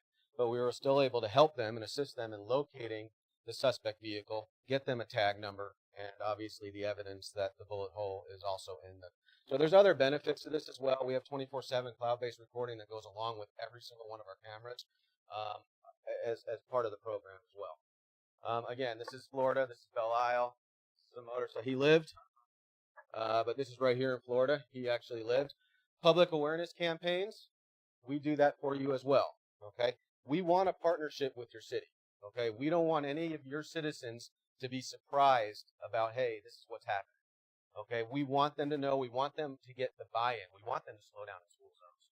Okay, so we start that process through the public awareness campaigns. Okay, and we do that, and we provide trifolds. We get on our own websites, and we put that in there.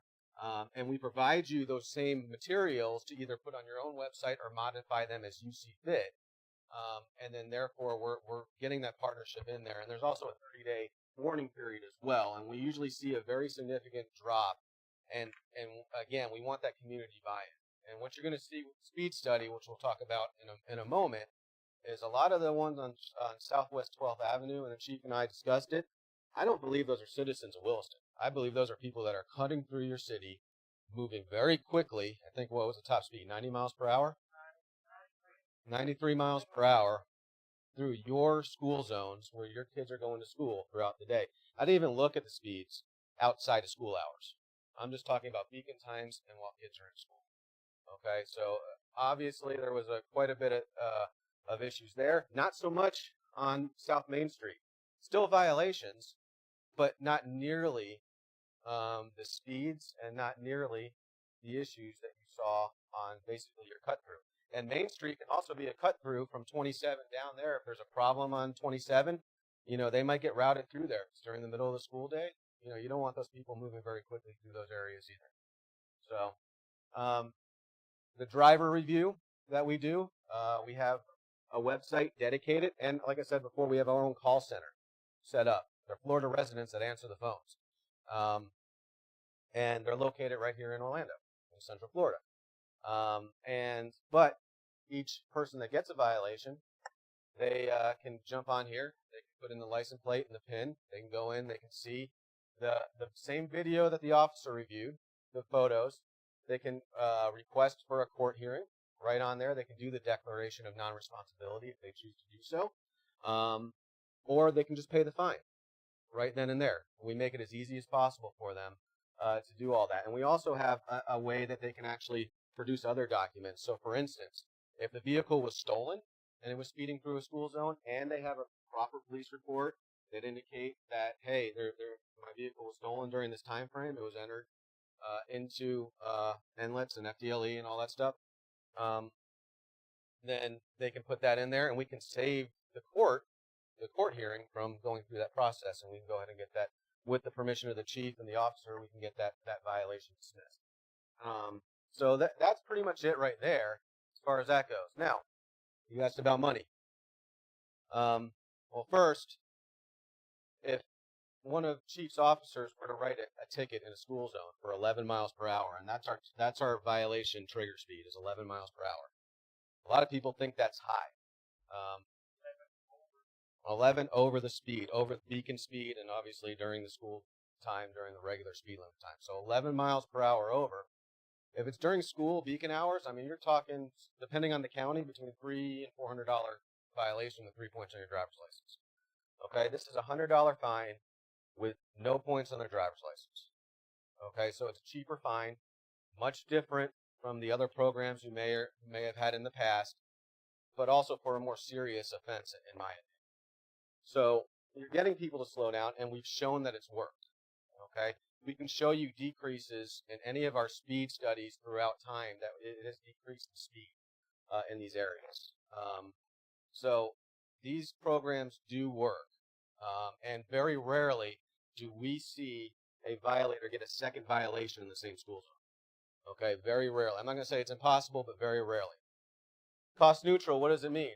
Navoa Global, we pay for all construction costs, engineering costs, signage, maintenance, operation costs, your mailings for the violations, your court integrations. We don't add on fees. There's not fine print in our contracts. Okay, it's simply, it is what it is. We obviously do the public awareness campaign and the press release.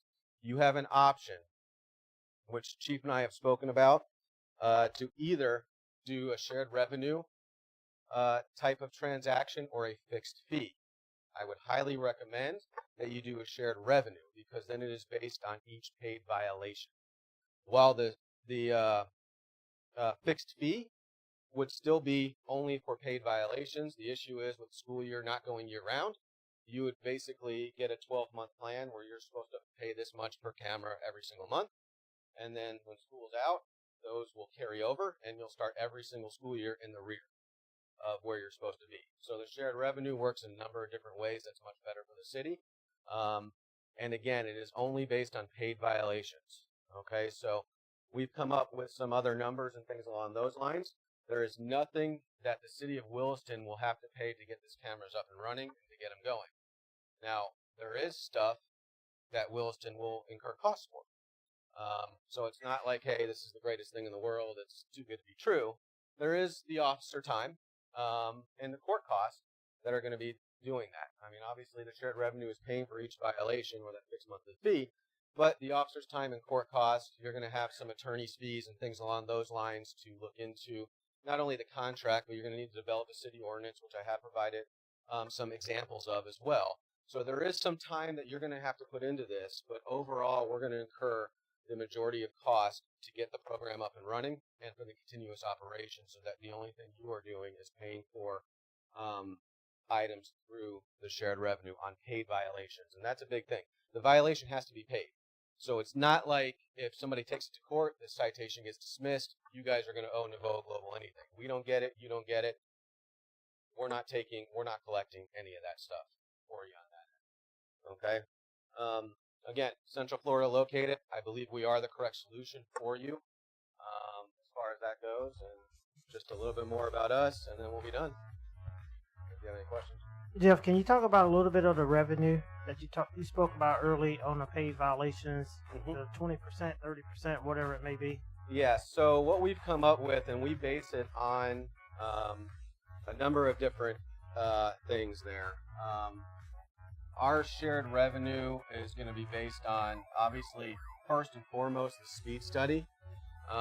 You guys have kind of come in on the heels of Chiefland, who we're under contract negotiation with right now.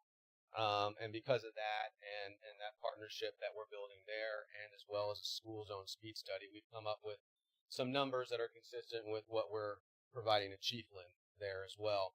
And what we'd be looking to do, depending on, there is some options about LPRs being attached to it. And if that's the case, and it seems like that's the way we're going, he'd be about $23 per paid violation going into VOA Global out of that $100 fine.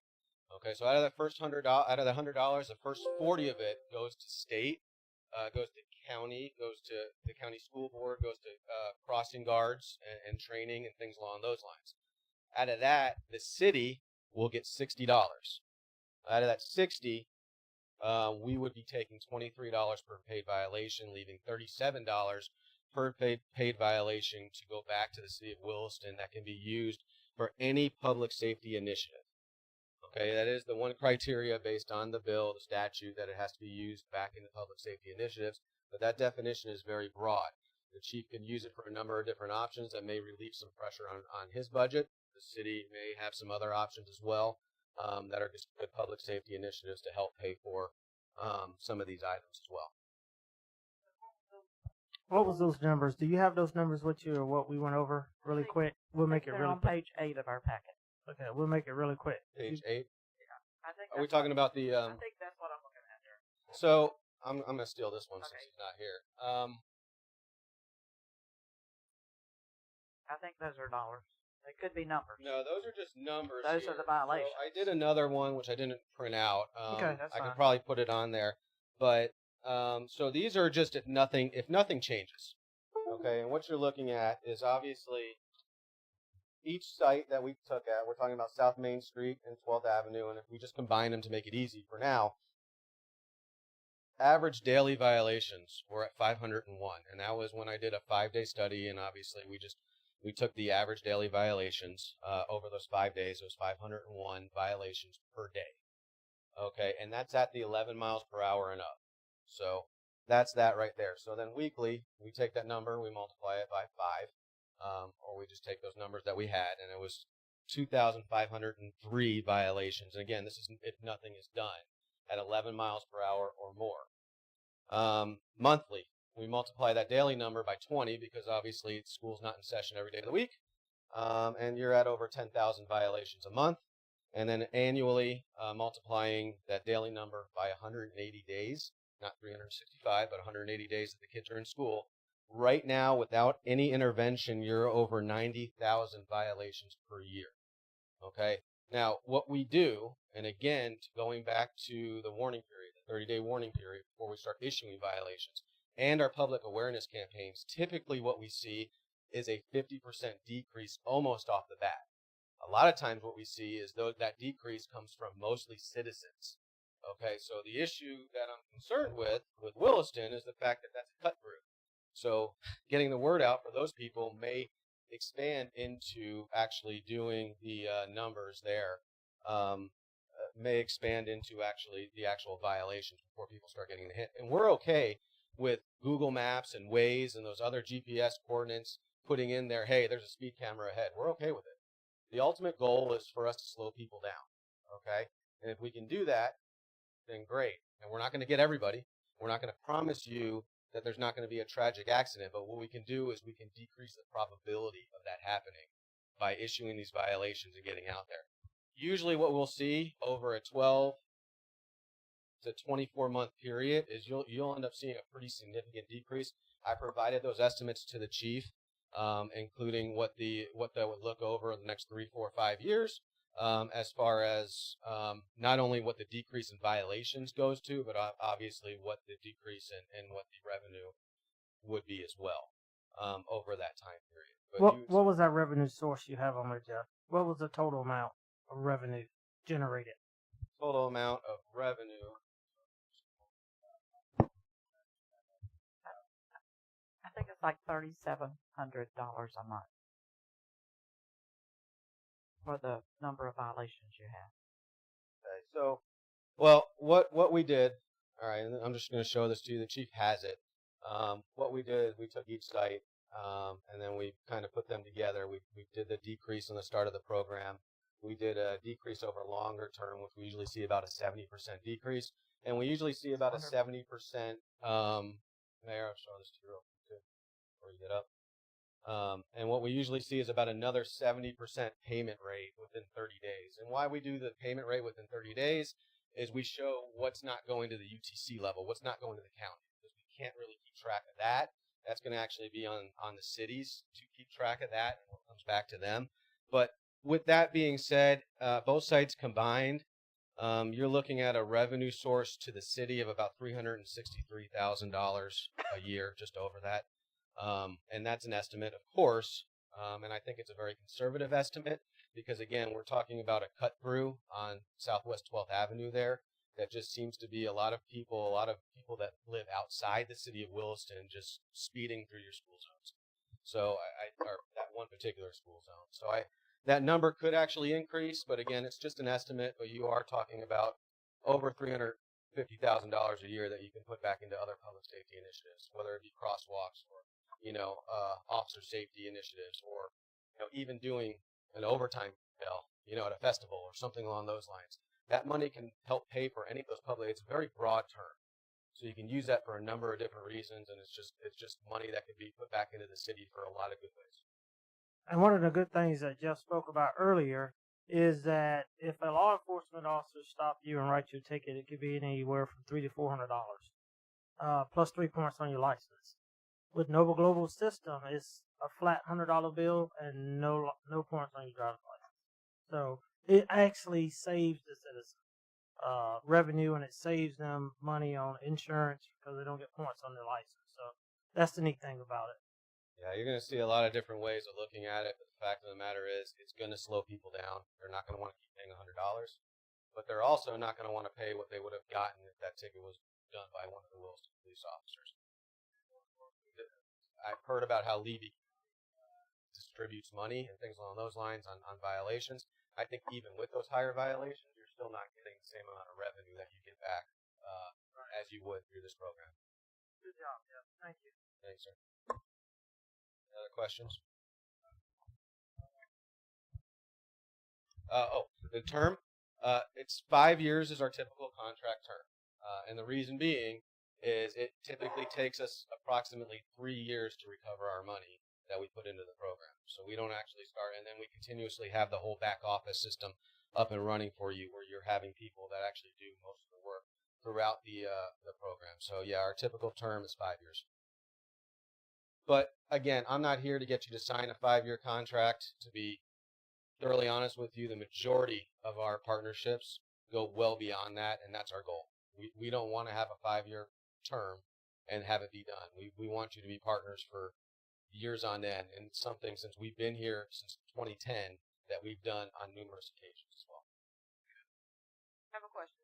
Yes, ma'am. So since an officer is not actually stopping a person and you're getting the tag information, have you had any situations or where the person who's getting ticket was the actual person driving? Of course. And how does that factor into it? Well, so the statute is written, and this kind of goes back even before red light cameras. It went back to toll violations. The statute's written so that it goes to the register owner of the vehicle. Register owner of the vehicle, and on our website that I showed you there, there's a portion where they can actually print out. Florida requires a printed out form of a declaration of non-responsibility. The owner of that vehicle has the option at that point to fill out a declaration of non-responsibility to place the violation on the actual driver of the vehicle. It is the owner's responsibility to do so, but once he does that, we start that process all over again where we issue the violation to the correct driver, and then they have the option of taking it to court or just paying a $100 fine. What happens if somebody doesn't pay the fine? If somebody doesn't pay the fine, so there's a few different ways that happens. So, like I said, there's a couple things that the city will have to get done, which includes an ordinance. Okay, based on that ordinance, you have to also create a way for them to have due process under the city ordinance, kind of much like your code enforcement. So they will actually come in front of a hearing officer, and if they're found guilty under that process, then it does not go to a UTC, which is Uniform Traffic Citation. Okay, if they don't pay it there, there's collections options that you have, but we also Novoa Global, under those circumstances, will also do a registration form for the city of Williston, so that usually the most you can renew a TAC for is 2 years. So most of the time, you're going to see that money at that 2-year mark, at the most, come in. So they're going to have to pay the city of Williston before they actually get their tag. So that there is a built-in process there to help with that, and obviously the UTC process is the same. They don't pay it under the UTC; that's under the county's jurisdiction at that point. But typically, they're going to have to pay the fine before they get everything situated on that end as well.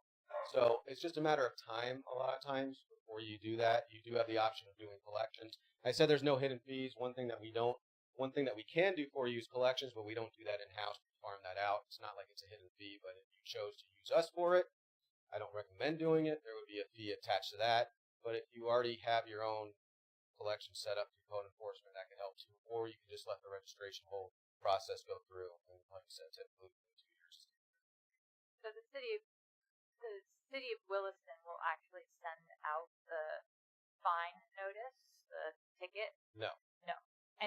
But will the city of Williston be, I mean, it's pretty obvious that they're going to have to pay the city of Williston. So I guess my question is that all correspondence is basically between the city of Williston and the violator? Not necessarily. So again, we will do things the way City of Williston wants it done. We have a back office system set up to do as much or as little for the city of Williston as possible. The only thing we cannot do is we cannot approve a violation. It has to be done by an officer or a certified traffic enforcement officer, or offer the violator due process. Those are the only things that Novoa Global cannot do. Other than that, we can do everything else for you, which includes accepting payments and the system that the entire city will have access to, including all of Chief Roll's officers. You can actually print reports. Everything's transparent. You will see all the violations being paid. You'll see how it goes out. We will have a connection with your finance department as well, so that on a monthly basis, once everything's settled within that month, the following, not that necessarily the first, but the following first of the month, everything will be transferred over that the city of Williston owes. If it's a UTC, it would be in reverse. That would come in directly to you. We can't help that because the county courts are going to pay the city of Williston directly. You guys then, on those ones that happen to go to UTC, maybe they won't, depending on how we get it all set up, but those would be the only time that you'd actually be paying us out of the money that is being paid back from that. So that's the only way that it's settled that way. But we can do as much or as little as you want. The idea is to take the burden off the city. We have the system set up. We have the court process set up. We have the electronic system set up. So even from an evidence package standpoint, we actually do transmit the whole entire evidence package. So not only that the officer can print it out and bring it with them, or do it from his laptop or computer, but also so the court systems already have it, whether it's DB County or your magistrate that you have employed to actually hear the violations. Okay. All right. Thank you, sir. Thank you. Thank you, Mr. Mayor.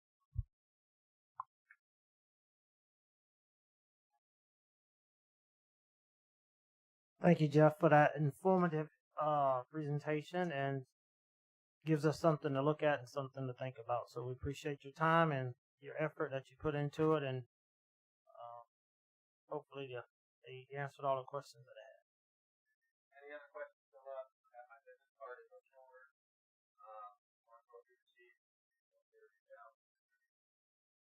Okay. Thank you. All right. Item B, discussion with possible action, fire assessment. Mr. Lamar Stiegel, Fire Chief. Good evening, Council. Back earlier this year, we had passed a resolution to move forward with a fire assessment, to implement a fire assessment inside the city.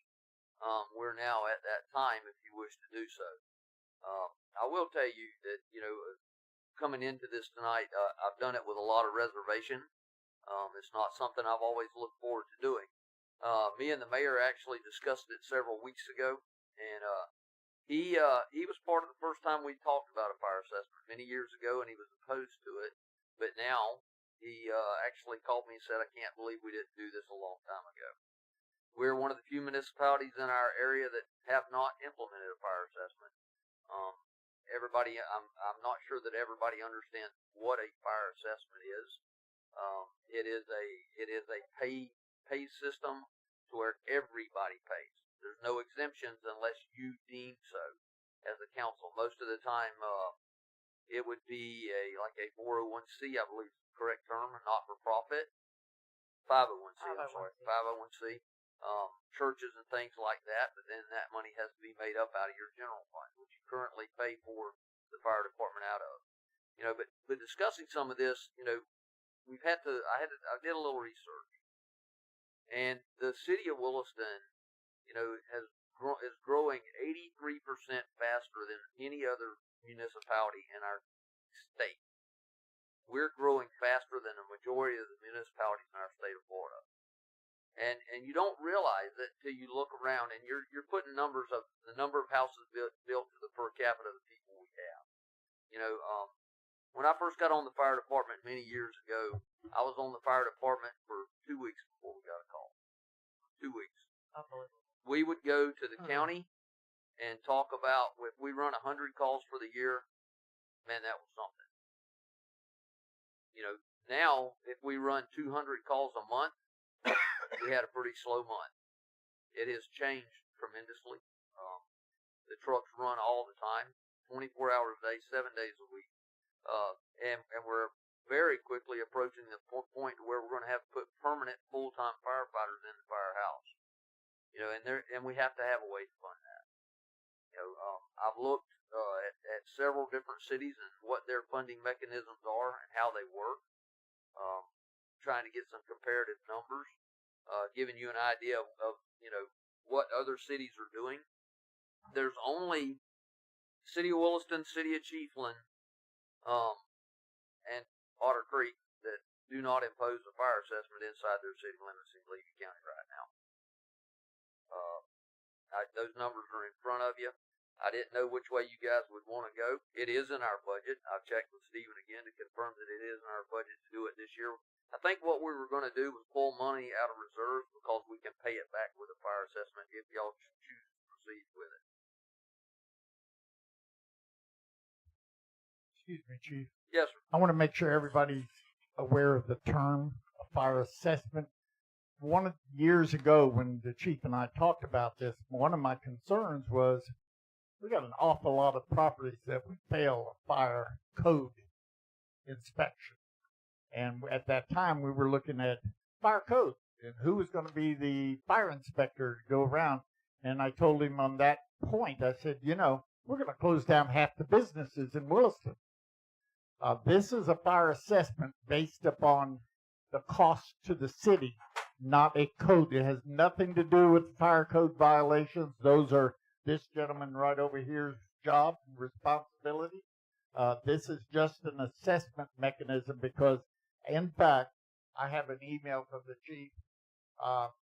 They run 174 calls this budget cycle. And I get these every week. The fact is, Williston is growing. Just the fact. And we cannot, and we are covering that growth and part of the county with volunteers mainly. Right. Cannot continue to do that sooner or later, which is why I reluctantly agreed with the chief about needing to move forward on this. Thank you. Yes, and I hear them all day long. Yeah. Now let me ask you, this is for the city. I know there's been, as you know, large growth around the golf course area. Yes, sir. Is that something the county's going to maybe do that we get part of? Or Well, the county currently has a fire assessment in place. Their current rate is $129 a year residential. It's going up. They're trying to figure out if they're going to maximize that this year or they're going to redo their study. From time to time, just like any assessment, you have to reevaluate where you're at and how much it costs and how much you should charge. The county's already doing it. They're gonna go up on it again this year, and we'll be part of that system. Once again, that falls back on your fire chief, who happens, to go and do the negotiation with the county to get more funding. This year, we didn't increase our budget with the county, and to give you a little reason why, currently, to this day, the county has already given us $139,000 worth of radio equipment, and more to come to meet the new radio system requirements that Chief Knowles knows about. And that, when I say that 139,000, that doesn't include what he's got. That's just what they've given the fire department. So yes, sir. But the county, to answer your question overall, yes, sir. The county already does that, and we would be getting part of that money. Okay. I have a question. Yes, ma'am. The Levy County fire assessment, those are only to the people in the unincorporated areas? That is correct. So they're not currently charging the city That is correct. if you live in the city limits? If you remember when they first implemented the fire assessment, I actually sat on their board and helped them do that. Right. And they mistakenly assessed all of the people in all of the city limits. Yeah. And then they had to go back and redo the whole assessment because they weren't supposed to do that. I remember that. It's been a while ago, but I do remember. Okay, so it would be equivalent. It'd be an extra $129 per resident. Well, but it's not something that the rest of the residents in Levy County are not already paying. Correct. Now, I want to touch on that $129 figure. You once they do the assessment, they will come back and you will make the decision on how much you want to charge the folks. And they'll give you a minimum amount, and then they'll have a maximum amount you can do without redoing the study. Go ahead, Kurt. It's very similar to when you do your rate studies. So we have to do our rate studies to determine what are appropriate rates. It's very similar insofar as this company Answer, which I think a lot of you used to know as GSC, Government Services Solutions. They are very well adept at these kinds of assessments. They will come in, they will analyze tons of data that's well above my pay grade, and they'll determine what is equitable apportionment of fire assessment for residential, commercial, etc. And then they'll provide those rates to you, which are their recommended rate, your minimum rate in order to break even on your costs, and then they'll also give you a sort of maximum that they think is appropriate, and then you can make decisions within that range. You can also decide not to levy a fire assessment after you get those numbers, if that's something that you choose. So that is an option always. All right. So is the fire assessment only for the residents, or is it residents and business? How does that work? No, ma'am. It's Oh, the amount. Yeah, the fire assessment actually goes toward any non-residential buildings. You can break it down: institutional, commercial, vacant land. All of that falls under the fire assessment. Everybody. A lot of times with commercial, and I'm just for your information only. A lot of times on commercial, they'll put a cap on the square footage because that's how they do it. Say 0.05 cent per square foot, but they'll cap it at 25,000 square feet. That they do that because that way a building like, and I'm using them as an example, Monterey Boats doesn't get kneecapped with a huge fire assessment bill. Yeah, it's based on your property tax roll, so it's all of the properties. It's not based on residency or anything like that. I know in talking with Corey Lamb about the old middle school, one of the things that's eating him up for that building is the fire assessment, public safety assessment, I think they call it for Levy County, and that it's so much per square foot, and he has lots of spare feet. I mean, he's just, I want to say it's $160,000 a year, something like that. Some ridiculous amount. Wow. It's a lot. And I think what you've given us as an example is on page 26 in our packet. It's when I kind of moved there. It's that the non-residential and the vacant land is not listed there because you're going to establish that. Yeah, that. But I think the highest one in the county is $10 for vacant land. I think that's what I saw. With $8, a couple of $8 and $10. I think Chiefland is the highest in our county at $10. Right. And the non-residential, meaning commercial or Correct. Industrial. Commercial or industrial you or can institutional. Break it. Some of them break it down to individual categories, and some of them just say non-residential. Yes. I think the lowest was 5 cents. 5 cents. And some of them went up to more like 10 cents. But that mounts up. You got a big building. So capping it's a great idea. All right. So, here's what back as a resolution, vote on it, then bring it back. You all can vote on whether or not you want to move forward, and then we can work with Answer to get all the details put together. We'll bring you back a contract, that kind of So thing. we just make a motion to proceed with the study. Is that what Correct. you need? You don't need a resolution. You just make that motion. Okay. Correct. Yeah, there'll be a formal contract. We'll sign things. It'll be very official. All right. I would make that motion that we proceed with the study with Answer.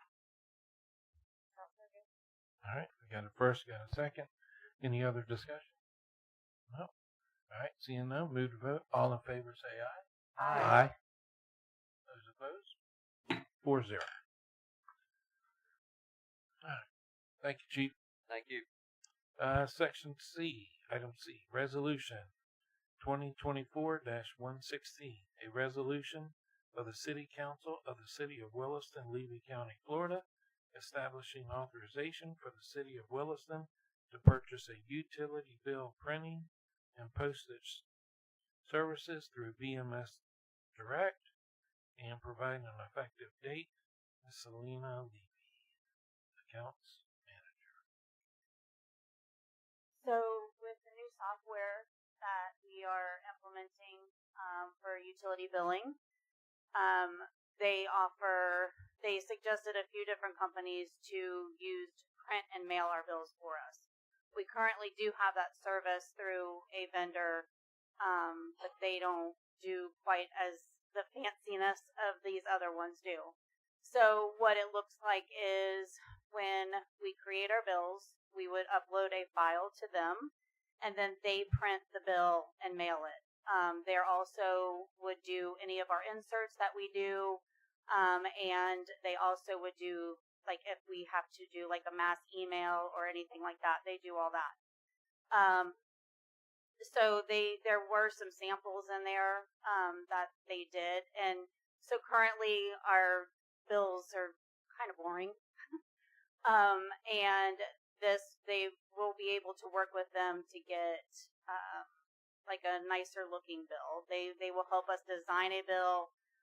It takes a few weeks to work with them to get the data files correct and things like that. We want to get this approved and set up with them, and that way we can get all that taken care of, and then we'll be able to roll out our utilities section of the new software, which is the last and final part of it that we've all been working on. So that's why I brought this to you tonight. So are you already in the process of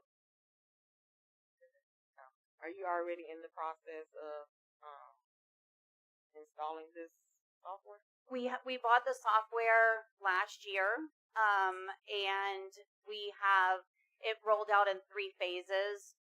One being finance.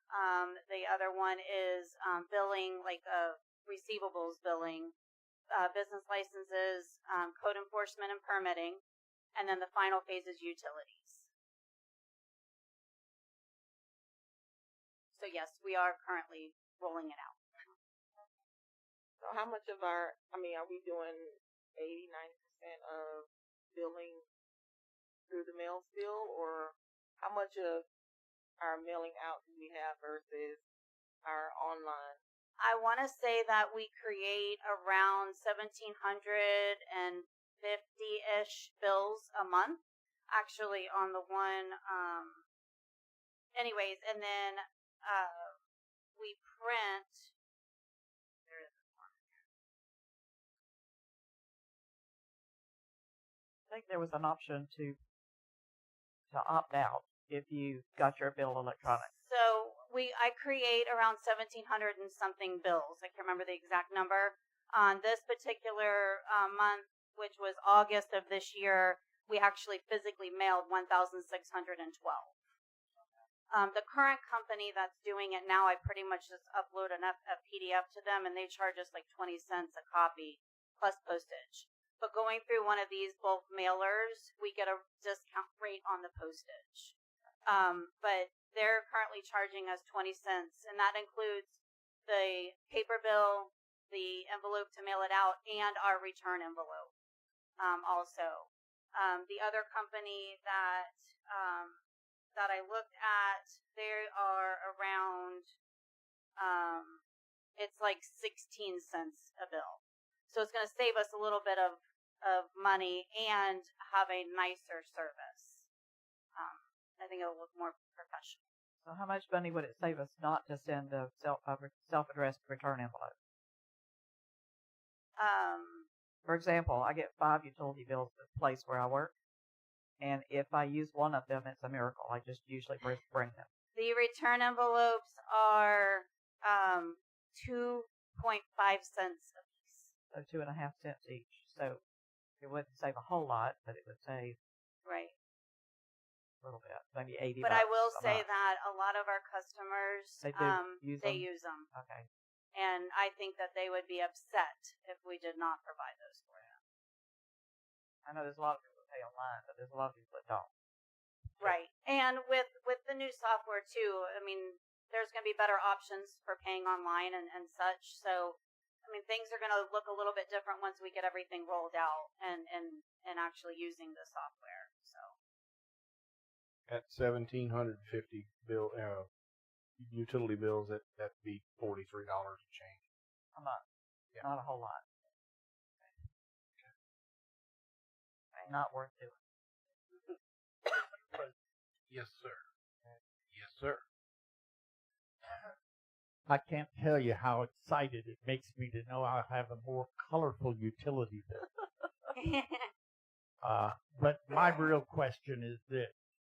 Citizens that call me up and say, I didn't get my utility bill until today, and it's due next Monday, and it's a Friday when they're getting the bill. Is that going to improve? Unfortunately, we cannot control the post office. So it's not going to improve.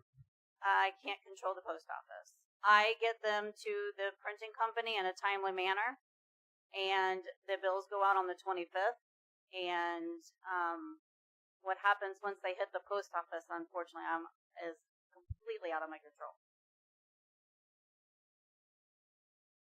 When they call me, I tell them to get online and look at it. Exactly. I mean, we have multiple options. You can know get how it much via I email. love computers. I I'm do, going to I jump do. right in there and tell them to get on that computer. Yeah, I know.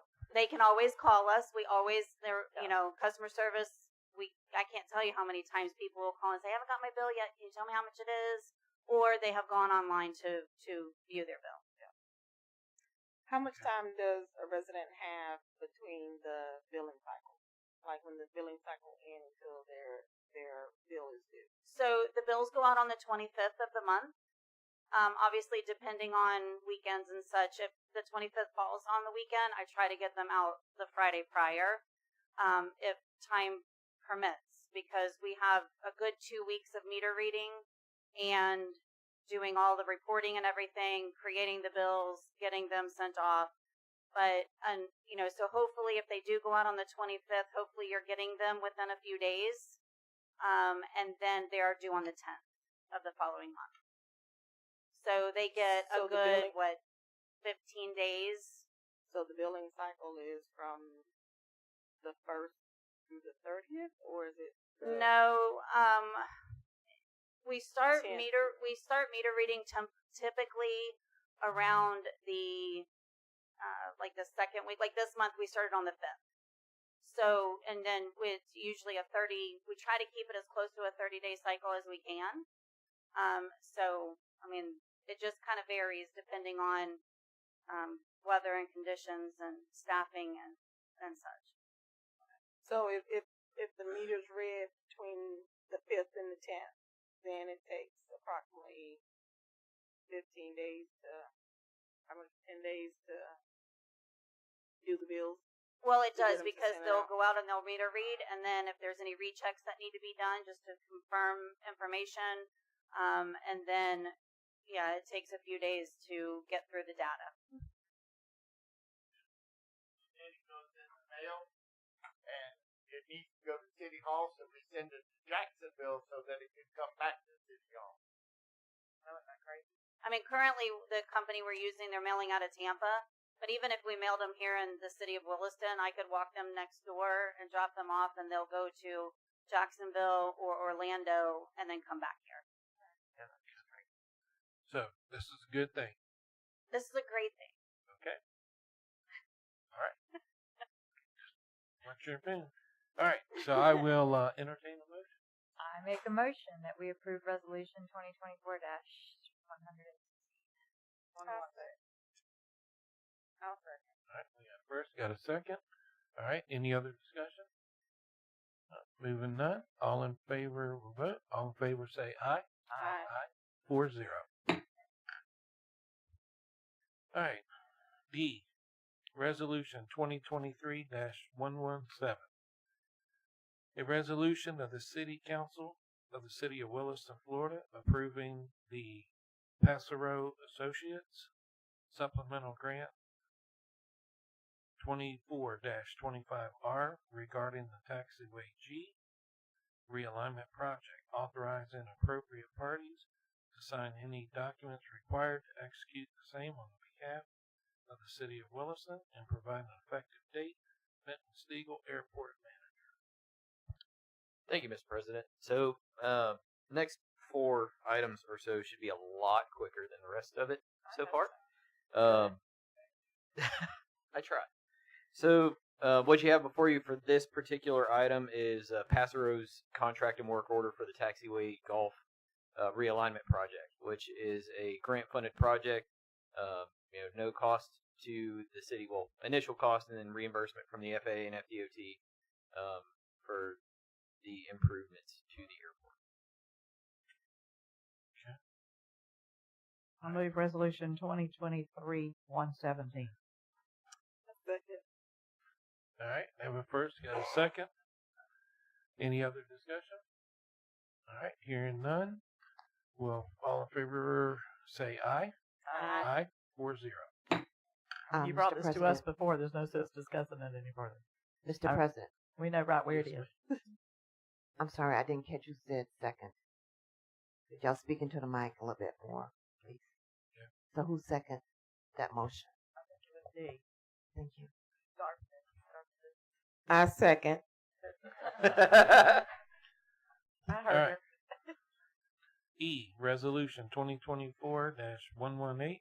A resolution of the City Council of the City of Williston, Florida, electing to award the airport box hangar project to Sterling Builders Group, LLC, pursuant to recommendation by Passero Associates, duly authorized to perform such a bid services on behalf of the city, authorizing appropriate parties to execute the contract with Sterling Builders Group, authorizing appropriate parties to sign any other documents required to execute such action on behalf of the city and provide an effective date. Mr. Benton Stiegel, Airport Manager. Yes, sir. So, the amendment for the box hangar that you guys saw a few weeks ago, this is the recommendation for award to the contractor, Sterling Builders Group, LLC. Passero did the due diligence and background screening for Sterling and have recommended them for award for the box hangar project. Once again, grant-funded project, primarily by FDOT with a small FAA component on this one. But, yep, not a dime to the city of Williston. We got the check. Go ahead for by the Passero. Yes, sir. Okay. It's a nice bid sheet. I like those bid sheets that they gave us. They're very well organized. Passero does a really good job. All right. I will entertain a motion on resolution 2024-118. I make a motion that we. I mean, Can I second the motion before she finishes? I make a motion that we approve resolution 2024-118. Second. Second. All right. We have a first. We got a second. Any discussions? No. All right. Anybody out there? All right. Seeing none, we'll move to vote. All in favor say aye. Aye. 4-0.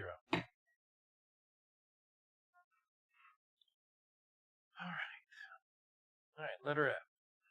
Resolution 2024-119, a resolution of the City Council of the City of Williston, Florida, electing to award the airport taxiway realignment project to Hicks Asphalt Paving and Concrete pursuant to the recommendation by Passero Associates, duly authorized to perform such bid services on behalf of the city, authorizing appropriate parties to execute contracts with Hicks, authorizing appropriate parties to sign any other documents required to execute such actions on behalf of the city of Williston and providing an effective date. Benton Stegall Airport. Yes, sir. So this one is a recommendation for award for the contractor, which is Hicks Asphalt Paving. They are a subcontractor of Gray Construction. They did all of the paving work and landscape work for the new terminal building as well. So we do have some experience with them. They came in at, I believe, is the only bid on this project. And we vetted that through FAA and FDOT. It was approved by them, and so this is a recommendation for award. Okay. I move approval of resolution 2024-119. You have a second? I second. All right, we have a first, we have a second. Is there any other discussion? Nope. All right, everybody out there? Okay. Seeing none, all in favor say aye. Aye. 4-0. All right.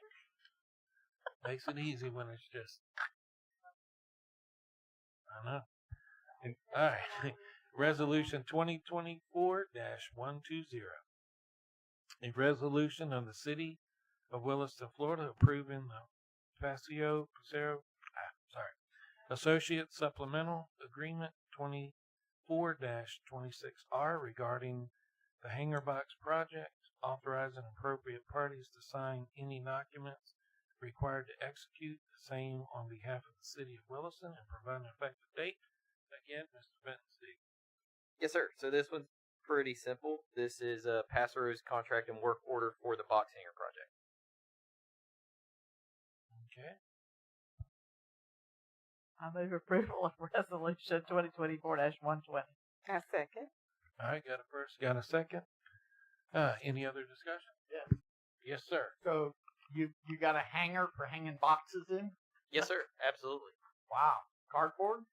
Unfortunately, it's the shape of the hanger that's a box hanger. Okay. Thank you. Instead Yes, of the sir. shape of a T, it's a box. It is. All right. Any other discussion? Seeing none, all in favor say aye. Aye. 4-0.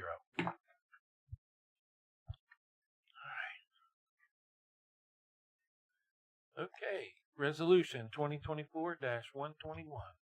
A resolution of the City Council of the City of Williston, Florida, authorizing the City Council President to accept and sign the contract for the Florida Recreation Development Assistant Program, FRDAP, P25085 for Cornelius William Park for the fiscal year 2024-2025. Ms. Laura Jones. Thank you, Mr. President. This is an additional grant for Cornelius Williams. It is not a part of the DOS grant that we're still working on for the overall project, but this is a smaller grant that we went after for PERDAP that we were awarded for $50,000, and it included a few things. Remember, you guys just approved for me to go after $200,000 for both the other two parks in town. This is not related to any of that. This is the one that I did last year. I know the contracts took a while to get here, but that's kind of how they go sometimes. So we're just going to tack this on to the bid that we send out for the DOS project that we're already working on, and we're going to get some picnic stuff. We need a new sign anyway, so we put that in there.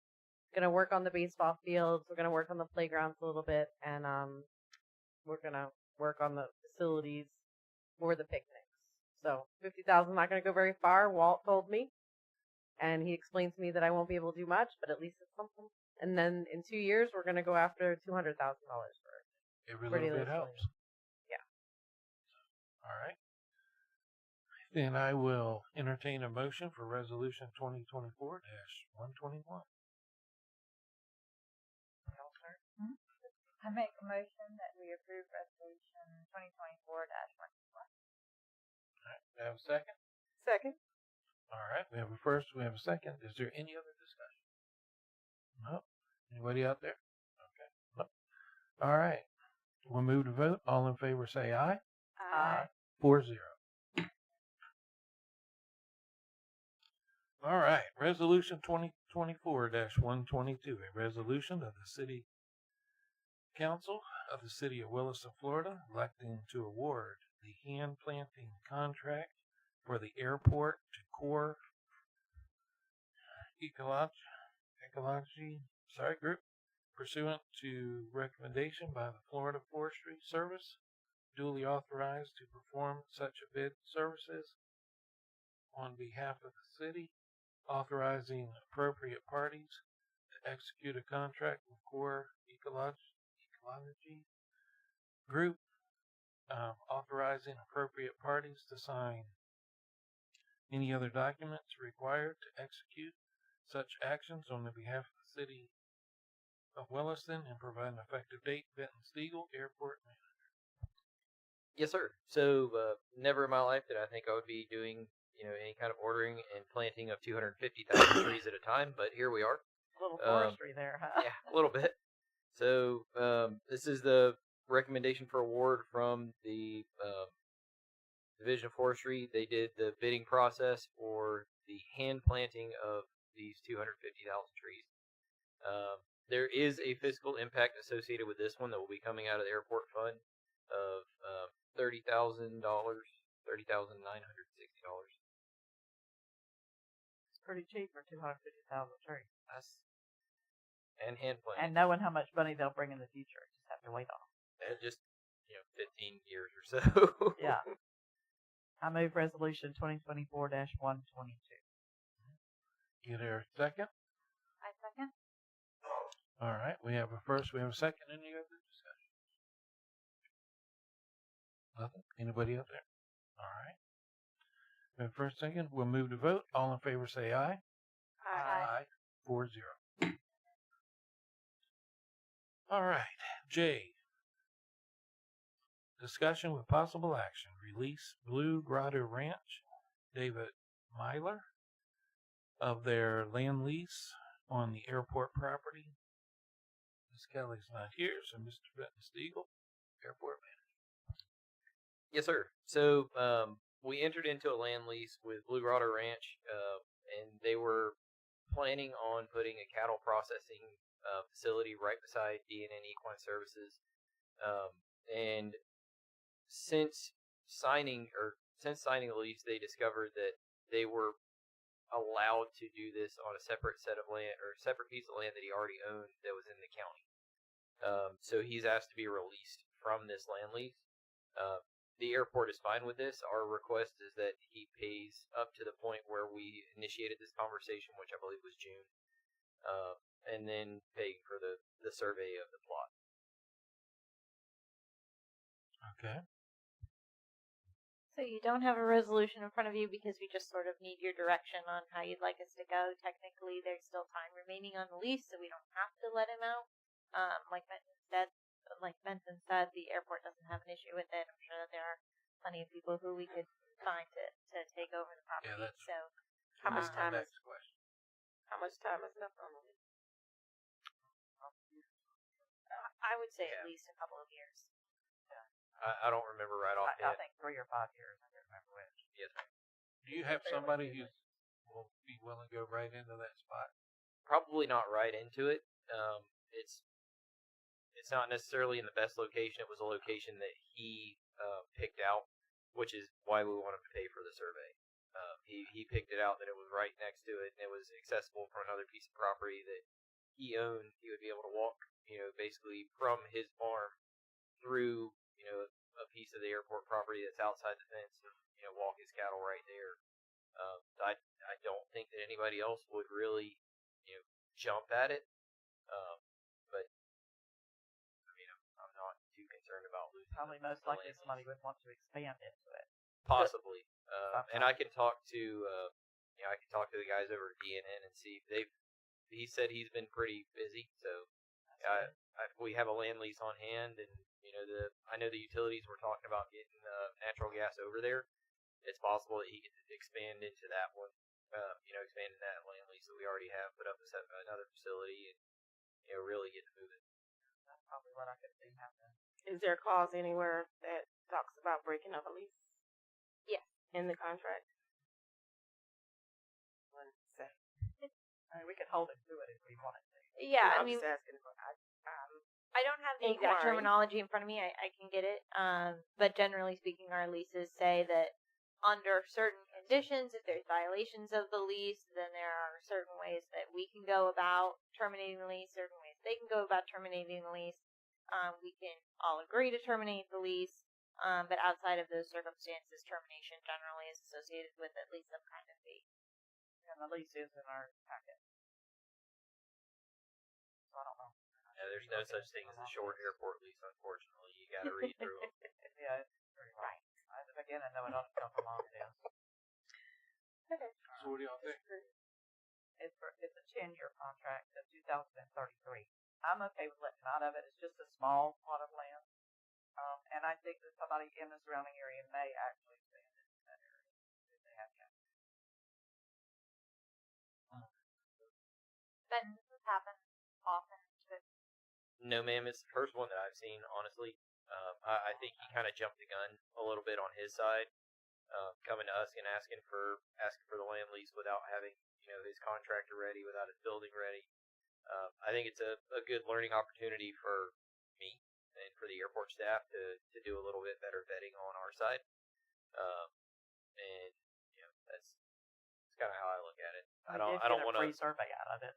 Well, yes, ma'am, we did, and that does make it a little bit more desirable for somebody else who's looking for just a small 1 acre plat. Right. That's ready to go in the industrial park. But that's about all we get out of it.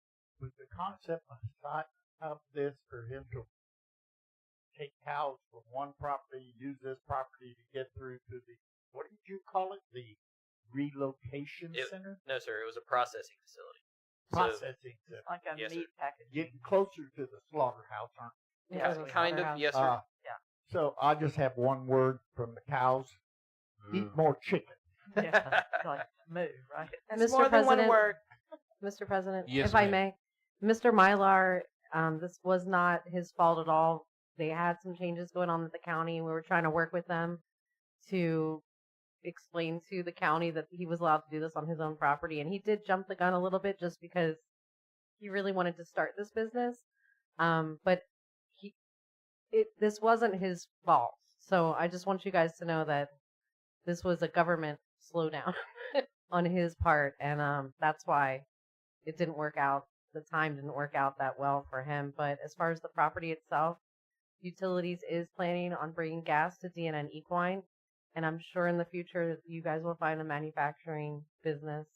Benton will find one that needs that gas, and this was never going to use gas, so this is actually probably better in 10 years than it would be to have a cow slaughter farm there. And ready to use because it's already surveyed. Correct. We can just get the gas there. We will. No, we're doing it. I It's know, gonna happen. Just don't know when. But if he pays if he pays the amount that you're talking about, survey and back up until June, the airport's not out anyway. It's Not losing really. I mean, we're not going to receive any more revenue from annually. Here moving forward, but no, we haven't expended any more money. Right, he was paying $508.20 a month. So we'll lose that. But that.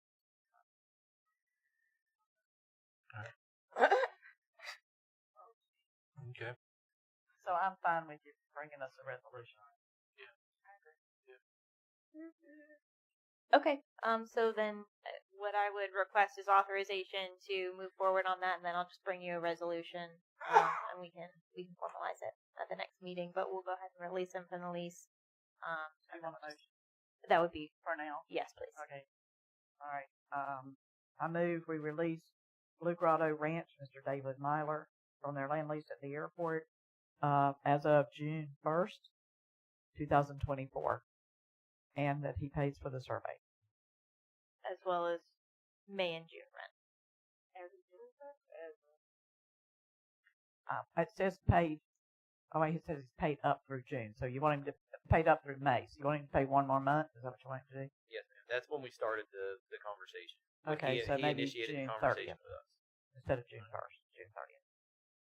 All right, so we have a motion. Do I hear a second? I'll second. All right. First, we got a second. Any more discussion? No. All right. Move to vote. All in favor, say aye. Aye. 4-0. All right. Okay, not necessarily a fun one. Discussion with possible action. Process of hiring a new city manager. Mr. Terry Brevard is not here. Brooke, he's on. All right.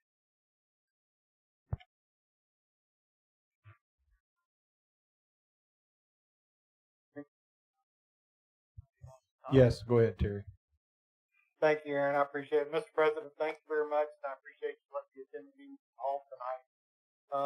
As I spoke to one of y'all know that it is my desire to go ahead and retire. So this is the public beginning of that process.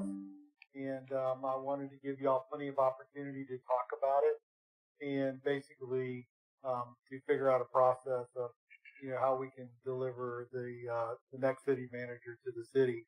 And I know Brooke has done some work, and I'm just going to let her roll in.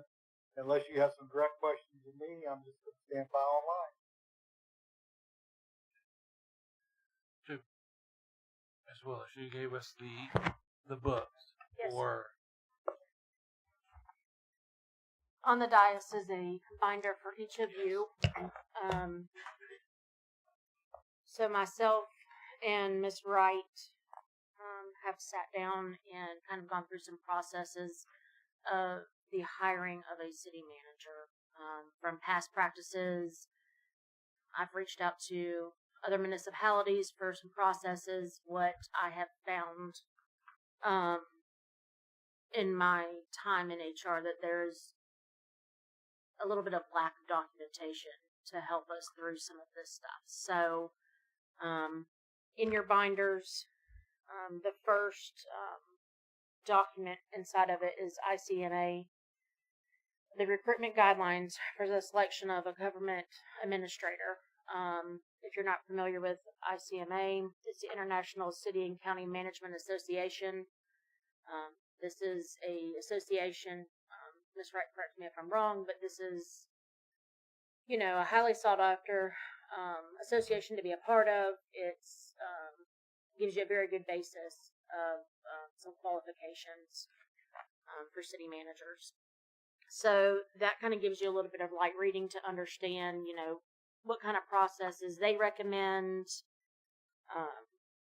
in some different situations, dealing with either contracts, the hiring process, negotiations, things like that.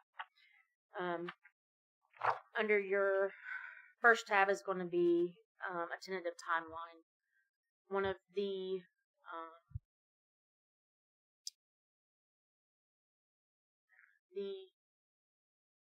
we don't want to delay in moving forward with getting this process started.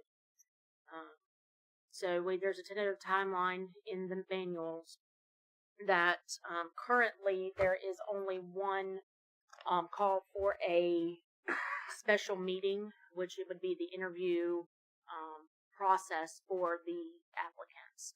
The rest of these, which we can obviously look at as far as your selection process for your shortlisting, we can change. But what we've kind of looked at is either adding on or going before your normal scheduled council meetings to do these shortlisting and conversations that we need to have. If you don't want to go that route, then we will need to come up with some dates for special meetings. The problem that we'll run into is going to be there are some conferences scheduled that the council will not be here for. We also have 2 holidays in the process, so This seemed to be the most applicable way to move forward. Again, it's just tentative. It's, just a kind of a timeline that we need to look at. If everything in this book, there are the job description and the job posting. I believe that there's a couple things that I would absolutely love your input from the council. Is this the same one we used before? That's where the lack of documentation is at. Wow. Yes, ma'am. The two job descriptions that you have, one seems to be a little bit more complete than the other. The last job description is a very in-depth, very, very detailed 6 or 7 pages of a job description, which is really, it's really intimidating when you go to read it. So the second, or actually the first draft is kind of, where we're at. It kind of gives you just the overall view of what the job description is, and also encompasses the city charter's definition and responsibilities for the city manager. Ms. Brooks. Yes, sir. May I ask you? Absolutely. Has the job been posted? No, sir. It has so not. we haven't posted a We have position yet. no, sir. We have not done any of that. We waited until it was brought in front of the council Okay. tonight, so we There's can. been some ambiguity about when he's trying to be as kind as he can about when he wishes to be gone or when he Yes, sir. will be gone. Yes, sir. And his conversation to me was, I want to work with the council to do what is best for the city. Absolutely. But that doesn't give you a date. It kind of does. Oh, it does? Well, Mr. Brevard and myself have spoken earlier, and based on this tentative timeline, this will work within his timeline. What is his timeline? Because I have not been I able would to get absolutely love to hire a city manager by January 21st. Okay, now we got at least a shot in the dark. I think he said 90 days. Yeah, he will. I mean, he's very willing. Terry, if you'd like to chime in too, very willing to help in this process. So, this timeline, kind of, it really goes off of what your currently scheduled meetings are.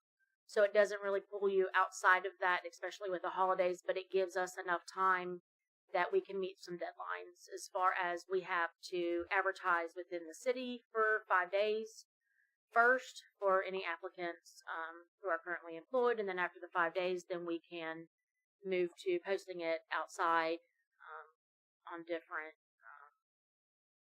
applications. On different what? Applicants? Applications. So you're looking at like Indeed, government jobs, ICMA, Florida League of Cities, those different platforms to be able to look for other cities.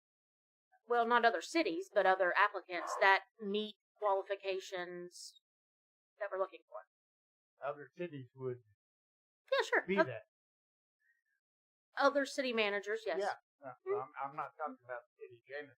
No, I understand. Okay. I understand. Yes, it's just a way to have our job description out there for people who are looking on those sites for jobs that they're qualified for. Okay, thank you. I know half the battle before was coming up with the job description. And I know we tweaked it in a meeting a time or two. Yes, ma'am. So I may have that on my computer. I actually just put my computer away. I know I have all the applications on there from yes. before. I've seen a lot of those. I in our actually made an search. Excel spreadsheet that had them all. And I hate to tell you all this, but we had like 115 applications that we had to go through last time. Absolutely. It was ridiculous. Yes. I know I probably shouldn't say this out loud, but ICMA is probably not one of my favorites. And that I understand that. That international city manager. Yeah, well, the organization is fine. We've had one ICMA certified city manager that I'm aware of. Not my favorite. We've also had another who was a member of the organization but was not certified by them, but attended all their training. I liked him a lot. Others didn't necessarily. He was a very good, physically conservative person, which was, as is Mr. Clark, which is great for us, I think, because it keeps us in budgetary line. And he makes sure the revenue is there in order to get us where we need to go when we want to go. So advertising it on ICMA is one thing, but I don't think that they have to be ICMA certified. And I agree that is one of the guidelines. So when you look at the job posting template, the highlighted sections are kind of where I would like some guidance from you. Of course, we haven't read that part yet. No, ma'am. That's in the front half, right? Yes, ma'am. It's under probably the second tab, job descriptions and posting. Oh, I am in that part. So the first page that you'll come to is the job posting template. Oh yeah. So we've come up with, the first part of it. Obviously the preferred qualifications are going to be, this is what we currently have from the last job posting. If you are good with it, then we'll run with it and post it. I think the dollar amount is a little high. So that is our top end based that was a conversation that I had with the grade level. Yes. Yeah. That is the top line with the grade level that the city manager fits into. Oh, great! I thought you said the grade bubble. Oh no. I will say in the past too, we've had people come in seeing that. Agreed. And we actually offered a job to someone who said, "No, if you're not giving me the top, I don't want it." Well, that is the and the we max. wasted our time, and he walked away. Yes, and that is the max where we are comfortable at after my discussion with Mr. Bloom.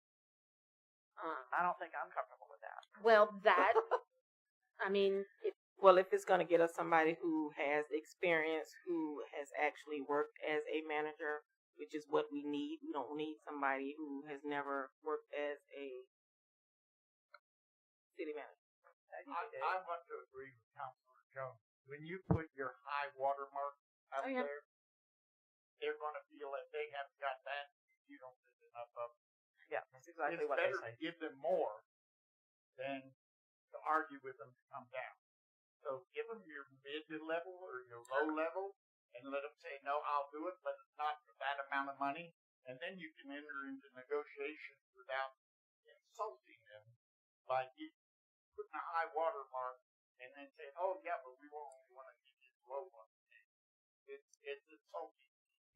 If you're only giving them the 91,000 and then you go lower, then that would be insulting. But if you give them a range, there's no way that you insult anybody because they know that they've started. Because this is the starting salary. Now, this is the highest some of them amount. had 20 years of experience. Correct. So this is our starting salary. This is our highest salary. So therefore, you're going to be somewhere in between. Mm-hmm. Now, as they are filling out their application, they know that. You're So actually therefore, saying this is our starting salary. No. So no, that's not what it says because you have X's in front of that 91,000. So the previous starting. So they haven't even put a amount in there. No, in the previous documents that we have, the starting was 65,000. So I mean that's kind of And this 91 must have been with. That is our absolute top end. With the CIP. With the current city manager. So we could start here, knowing we have the cushion Yes, sir. to be able to go up. Yes, based on your qualifications, and that's what a lot of this says is based on your qualifications, or the DOQ is determined on qualifications. So that's where your Is this something we can do on a workshop? Oh no, We just started. So We just started talking about it. So we can take these books home. Absolutely. Except she wants to post it tomorrow. If you No, look at her I mean, timeline. I would love She to would start prefer posting, to. yes. But what I need is some direction, and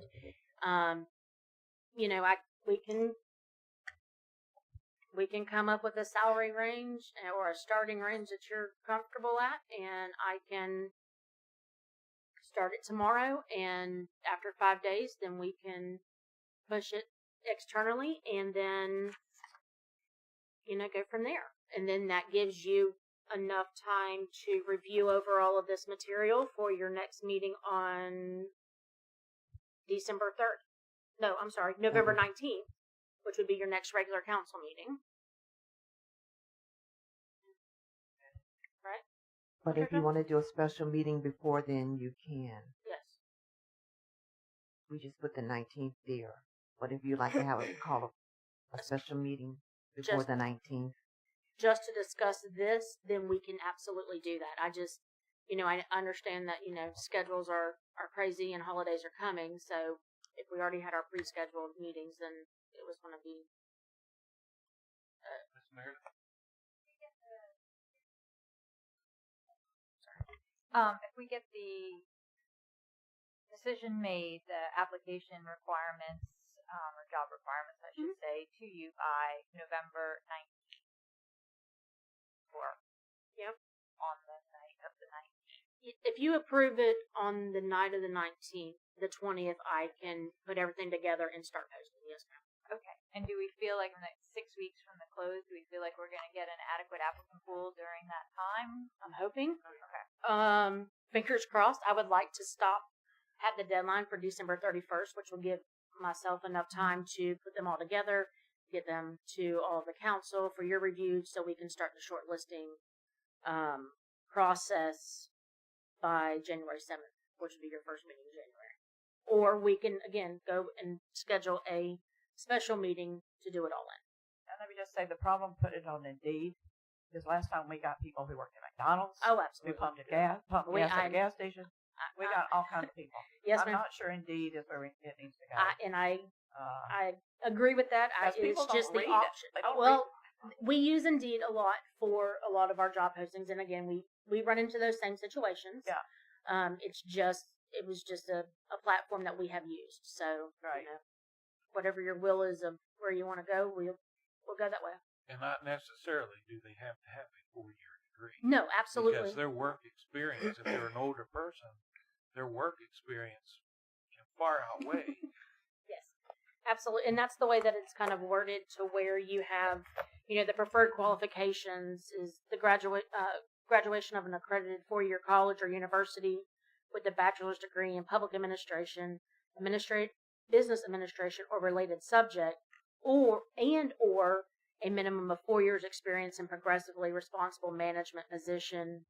Well, that's supposed to be of a local government preferred with municipalities, preferred in Florida, or any equivalent combination of education and experience. So, that kind of encompasses that whole range of, yes, we would like, yes, there's education factors in it, but then there's also the experience of dealing with those. And also, that's another thing that we got last time is we got applications from Colorado and Arizona and Massachusetts and Minnesota, you name it.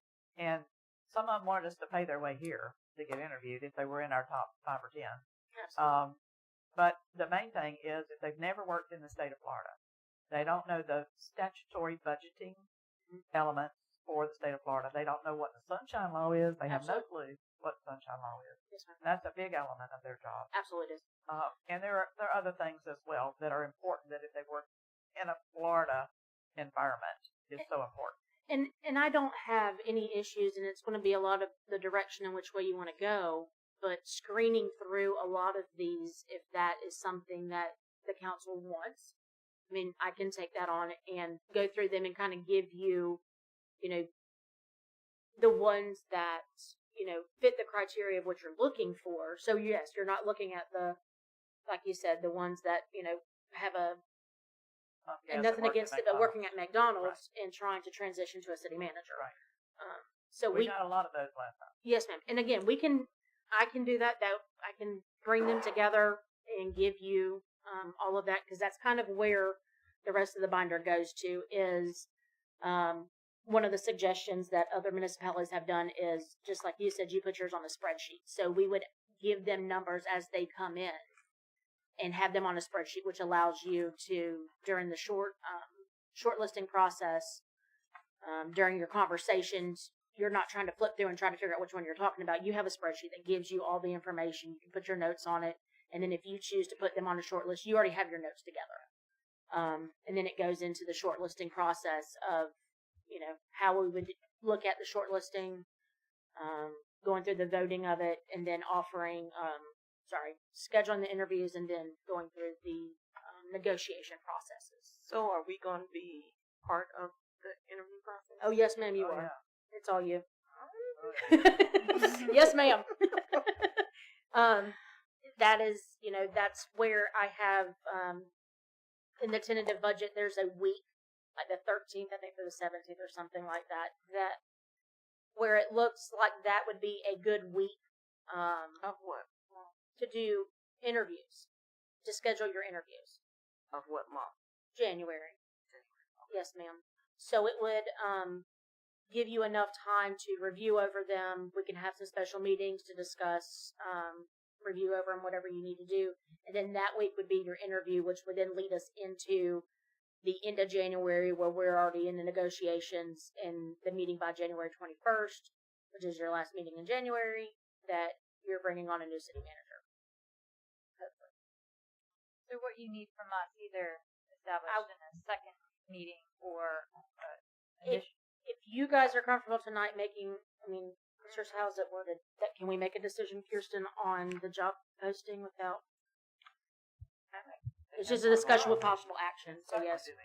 Yes. Yeah, absolutely. Okay, so if we want to look at, if you're good with the preferred qualifications, the way that it's written, then we're good there. The salary range, we can put, the starting salary, and we can have that room to negotiate. Where does that grade level hit now? Is it more like 70? Probably not. Yes, ma'am. It's It's not probably 65 hitting us. anymore. I'm sure it's moved up. It's probably around the 70, 75. Probably 70.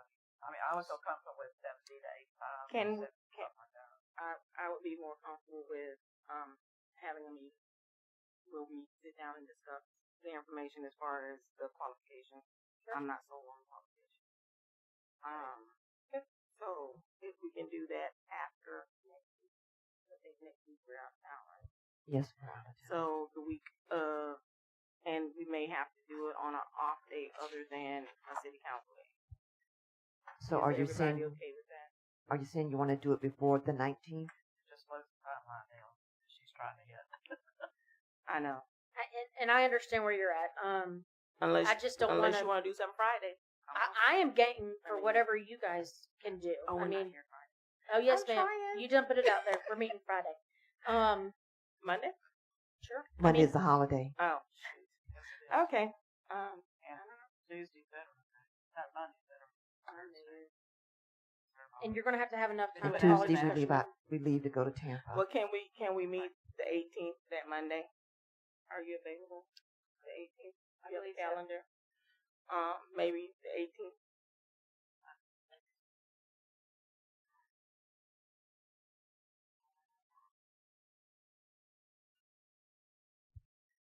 Just make note, we'll just be coming back on the 17th. On that Sunday. Okay. Again, if you want to bring it together on the 19th at your council meeting, we can discuss it and make a decision then. We can, try to If our council meeting does not have agree. 15 And I think that we 15 can letters of the alphabet, then maybe we can do it. how much after stuff the do you fact. have? It's going to be heavy. Is it going to be heavy? Yes. Okay. So maybe 30 minutes early before the meeting. Is that? That's hard for some of us to get to. Yeah. I know I can't. Well, let's And I just can't do either. what we say about the 18th. That Monday. And we can, are you comfortable with putting it closer to the front of the agenda so we can have that conversation? Obviously if it runs later or not, I get it, but that. Up to the council, whatever your will is. It's still going to take time whether it's at the front If or the back. it's, yeah, It it's is. going to be a long These meeting. people that are unless you sitting go out through here in this audience the that resolutions are like you did with coming, we need to Benton. put them at the front of our agenda. These ones that sat here all night. I understand that. So This gentleman sat here all night for 5 minutes. It may be Which helpful if I can just jump in. Please do. We didn't talk though, did we? go ahead, Kirsten. Yeah. I'm sorry. Yes. I think what might be helpful is if we do have it on the meeting on the 19th, if all of the council members can go through and just make any line items. So strike through, add in, send it to Brooke beforehand. She can implement all of that, and then she can put it out in the agenda. and you probably won't, but I think that there's potential that you will agree on some things that we might otherwise spend significant time discussing, only to realize that we spent 15, 20 minutes discussing something that we're all saying the same thing. Yeah. So I think that will be one way that we can sort of cut down on that, is if everyone can get their edits, their thoughts, to Brooke, and then she can put those out there as red lines and edits, and then everyone will be able to sort of have the discussion on things that we don't agree on at the meeting. And we're strictly talking about the job description. The job description. Between that and the posting. I mean, and that's, and again, if we look at the 19th, then the next day we'll post it based on your recommendations. Can we still do it? Do you feel comfortable doing the internal posting I can. already? If that is what your will is, I can go ahead and. I say no, because if we're changing the qualifications, then they're not having a fair shot, or somebody's interviewing or putting in an application. They don't qualify. So what's the purpose? Well, maybe we I think we're we need trying to to do, discuss. but I think the 18th turns out to be the one day that we Yeah, can. best date. Yep. That's just one day before the council. And I just That's want all to, right. We can get it done. I just want to Because say we're in the- before, like Kirsten said, if you are going to make changes and send them to Brooke, I'm going to need them by Tuesday, please. Tuesday the 12th, in order to get it on the agenda. And what if we do the 18th? Well, you can Well, put that it is on the what we agenda have if to we provide. end up not. Then it won't be. Then we can just take it off. So the 12th is what Latricia's deadline is for her to put the agenda together to get it out to you. Yeah. So if you provide it to me before that, hopefully before then I can put it and give it to It Latricia. should be on the agenda, but it won't be in the packet. If you give it to me after Latricia's deadline, it will not be in the packet. Right. But we're the one that's talking about it. Right. It can be sent around to you. So if your question is, does that mean that then we won't be able to see it before the meeting? No. I mean, if No, everyone gets it in on the Friday before, Brooke can send out the copy with the conglomerate edits, and everyone will have that available to look at them as soon as we have that available on Positive. What Brooke is saying is that if you want it on the agenda in the packet for the public to see, that is your deadline. I'm agreeing. The sunshine. I was getting ready to say that. I'm going back to what the mayor said. It's exactly what I was going to say. We need a workshop because we're circumventing the sunshine law. So what the sunshine prohibits you from doing is having discussions with each other outside. Outside is not not all what I suggest. No.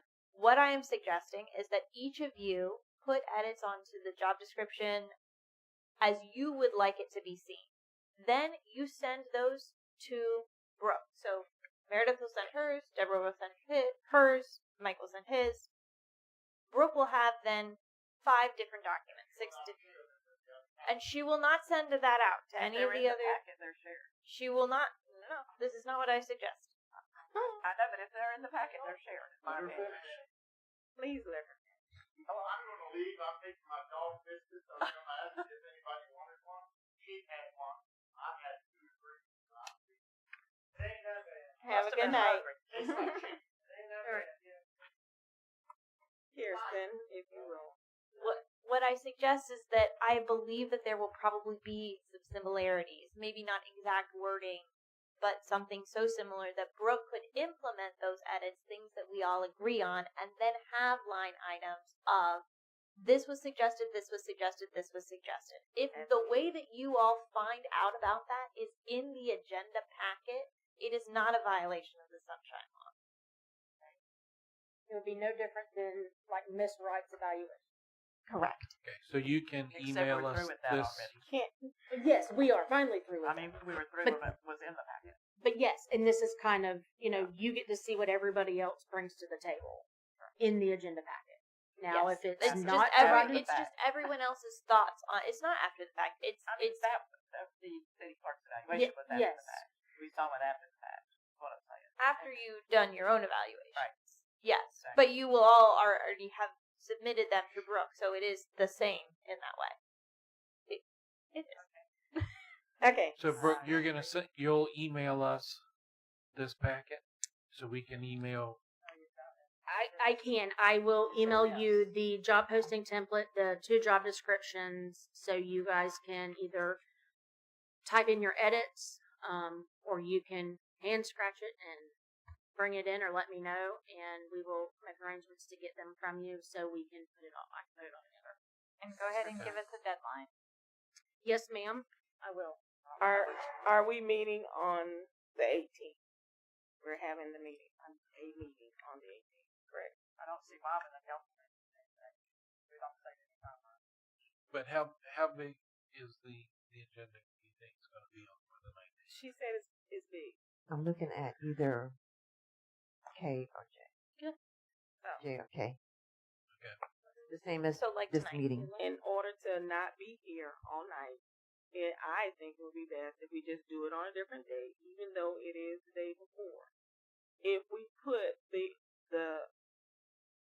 on the agenda and we have our meeting on Monday, even though we do the things that they're requiring, at least we can discuss those line items on Monday, make a decision, and then on Tuesday, same concept. Is the if that's your will, I need the mayor to call a special meeting. And see if the mayor is still here, please.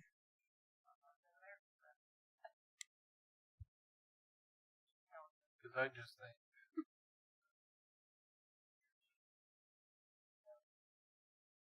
Yeah, but We could almost do it now instead of having our next meeting.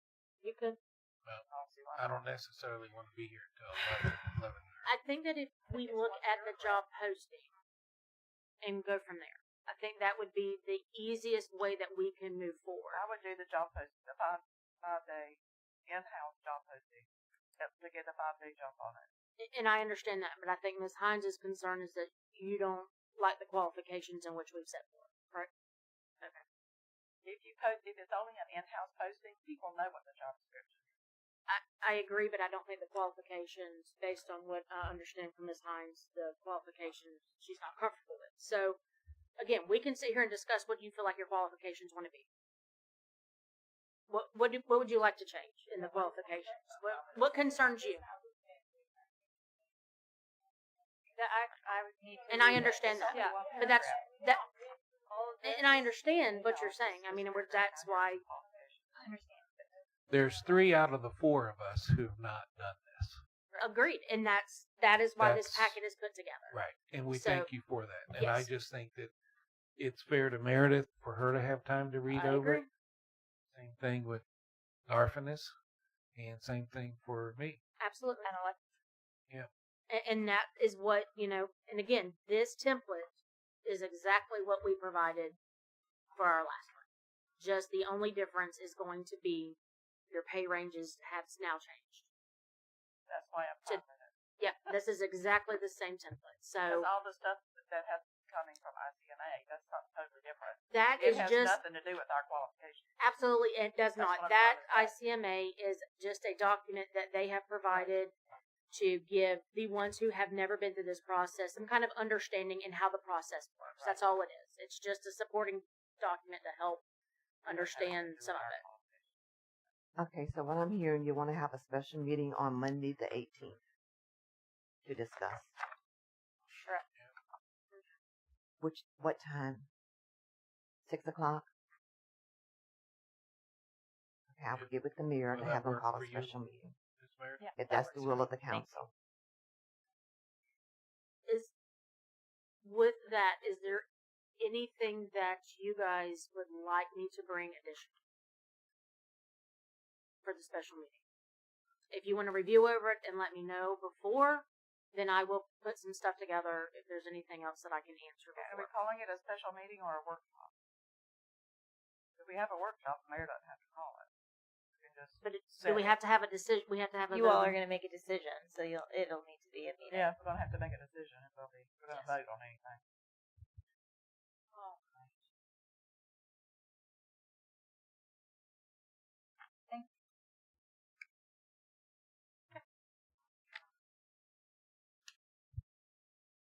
Think of the time we just sat here, we could have done it.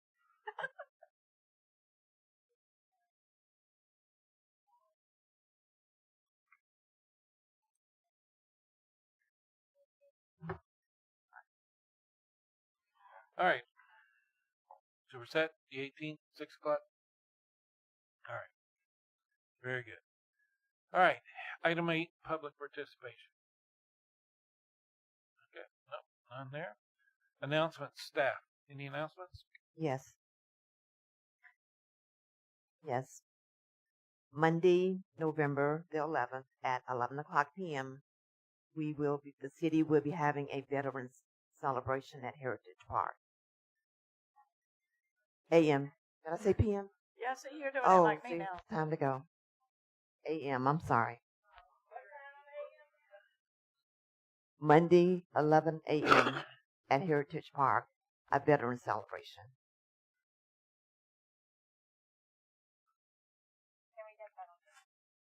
It is. It's already on Facebook. And I'm not staff, but Friday we're going, as y'all know, there's, I think 4 of us, going to the Florida League of Cities Legislative Committee meeting in Orlando.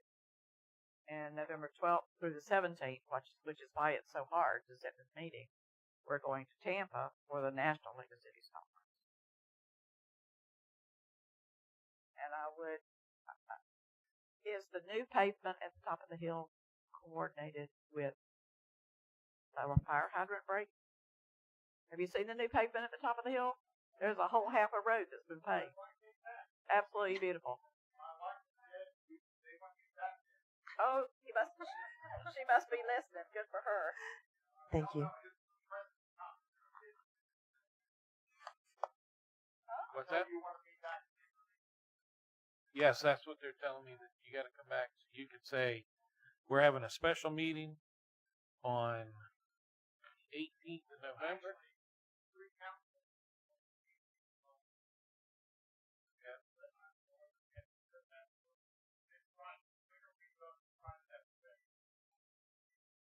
Monday, November the 18th at 6 p.m.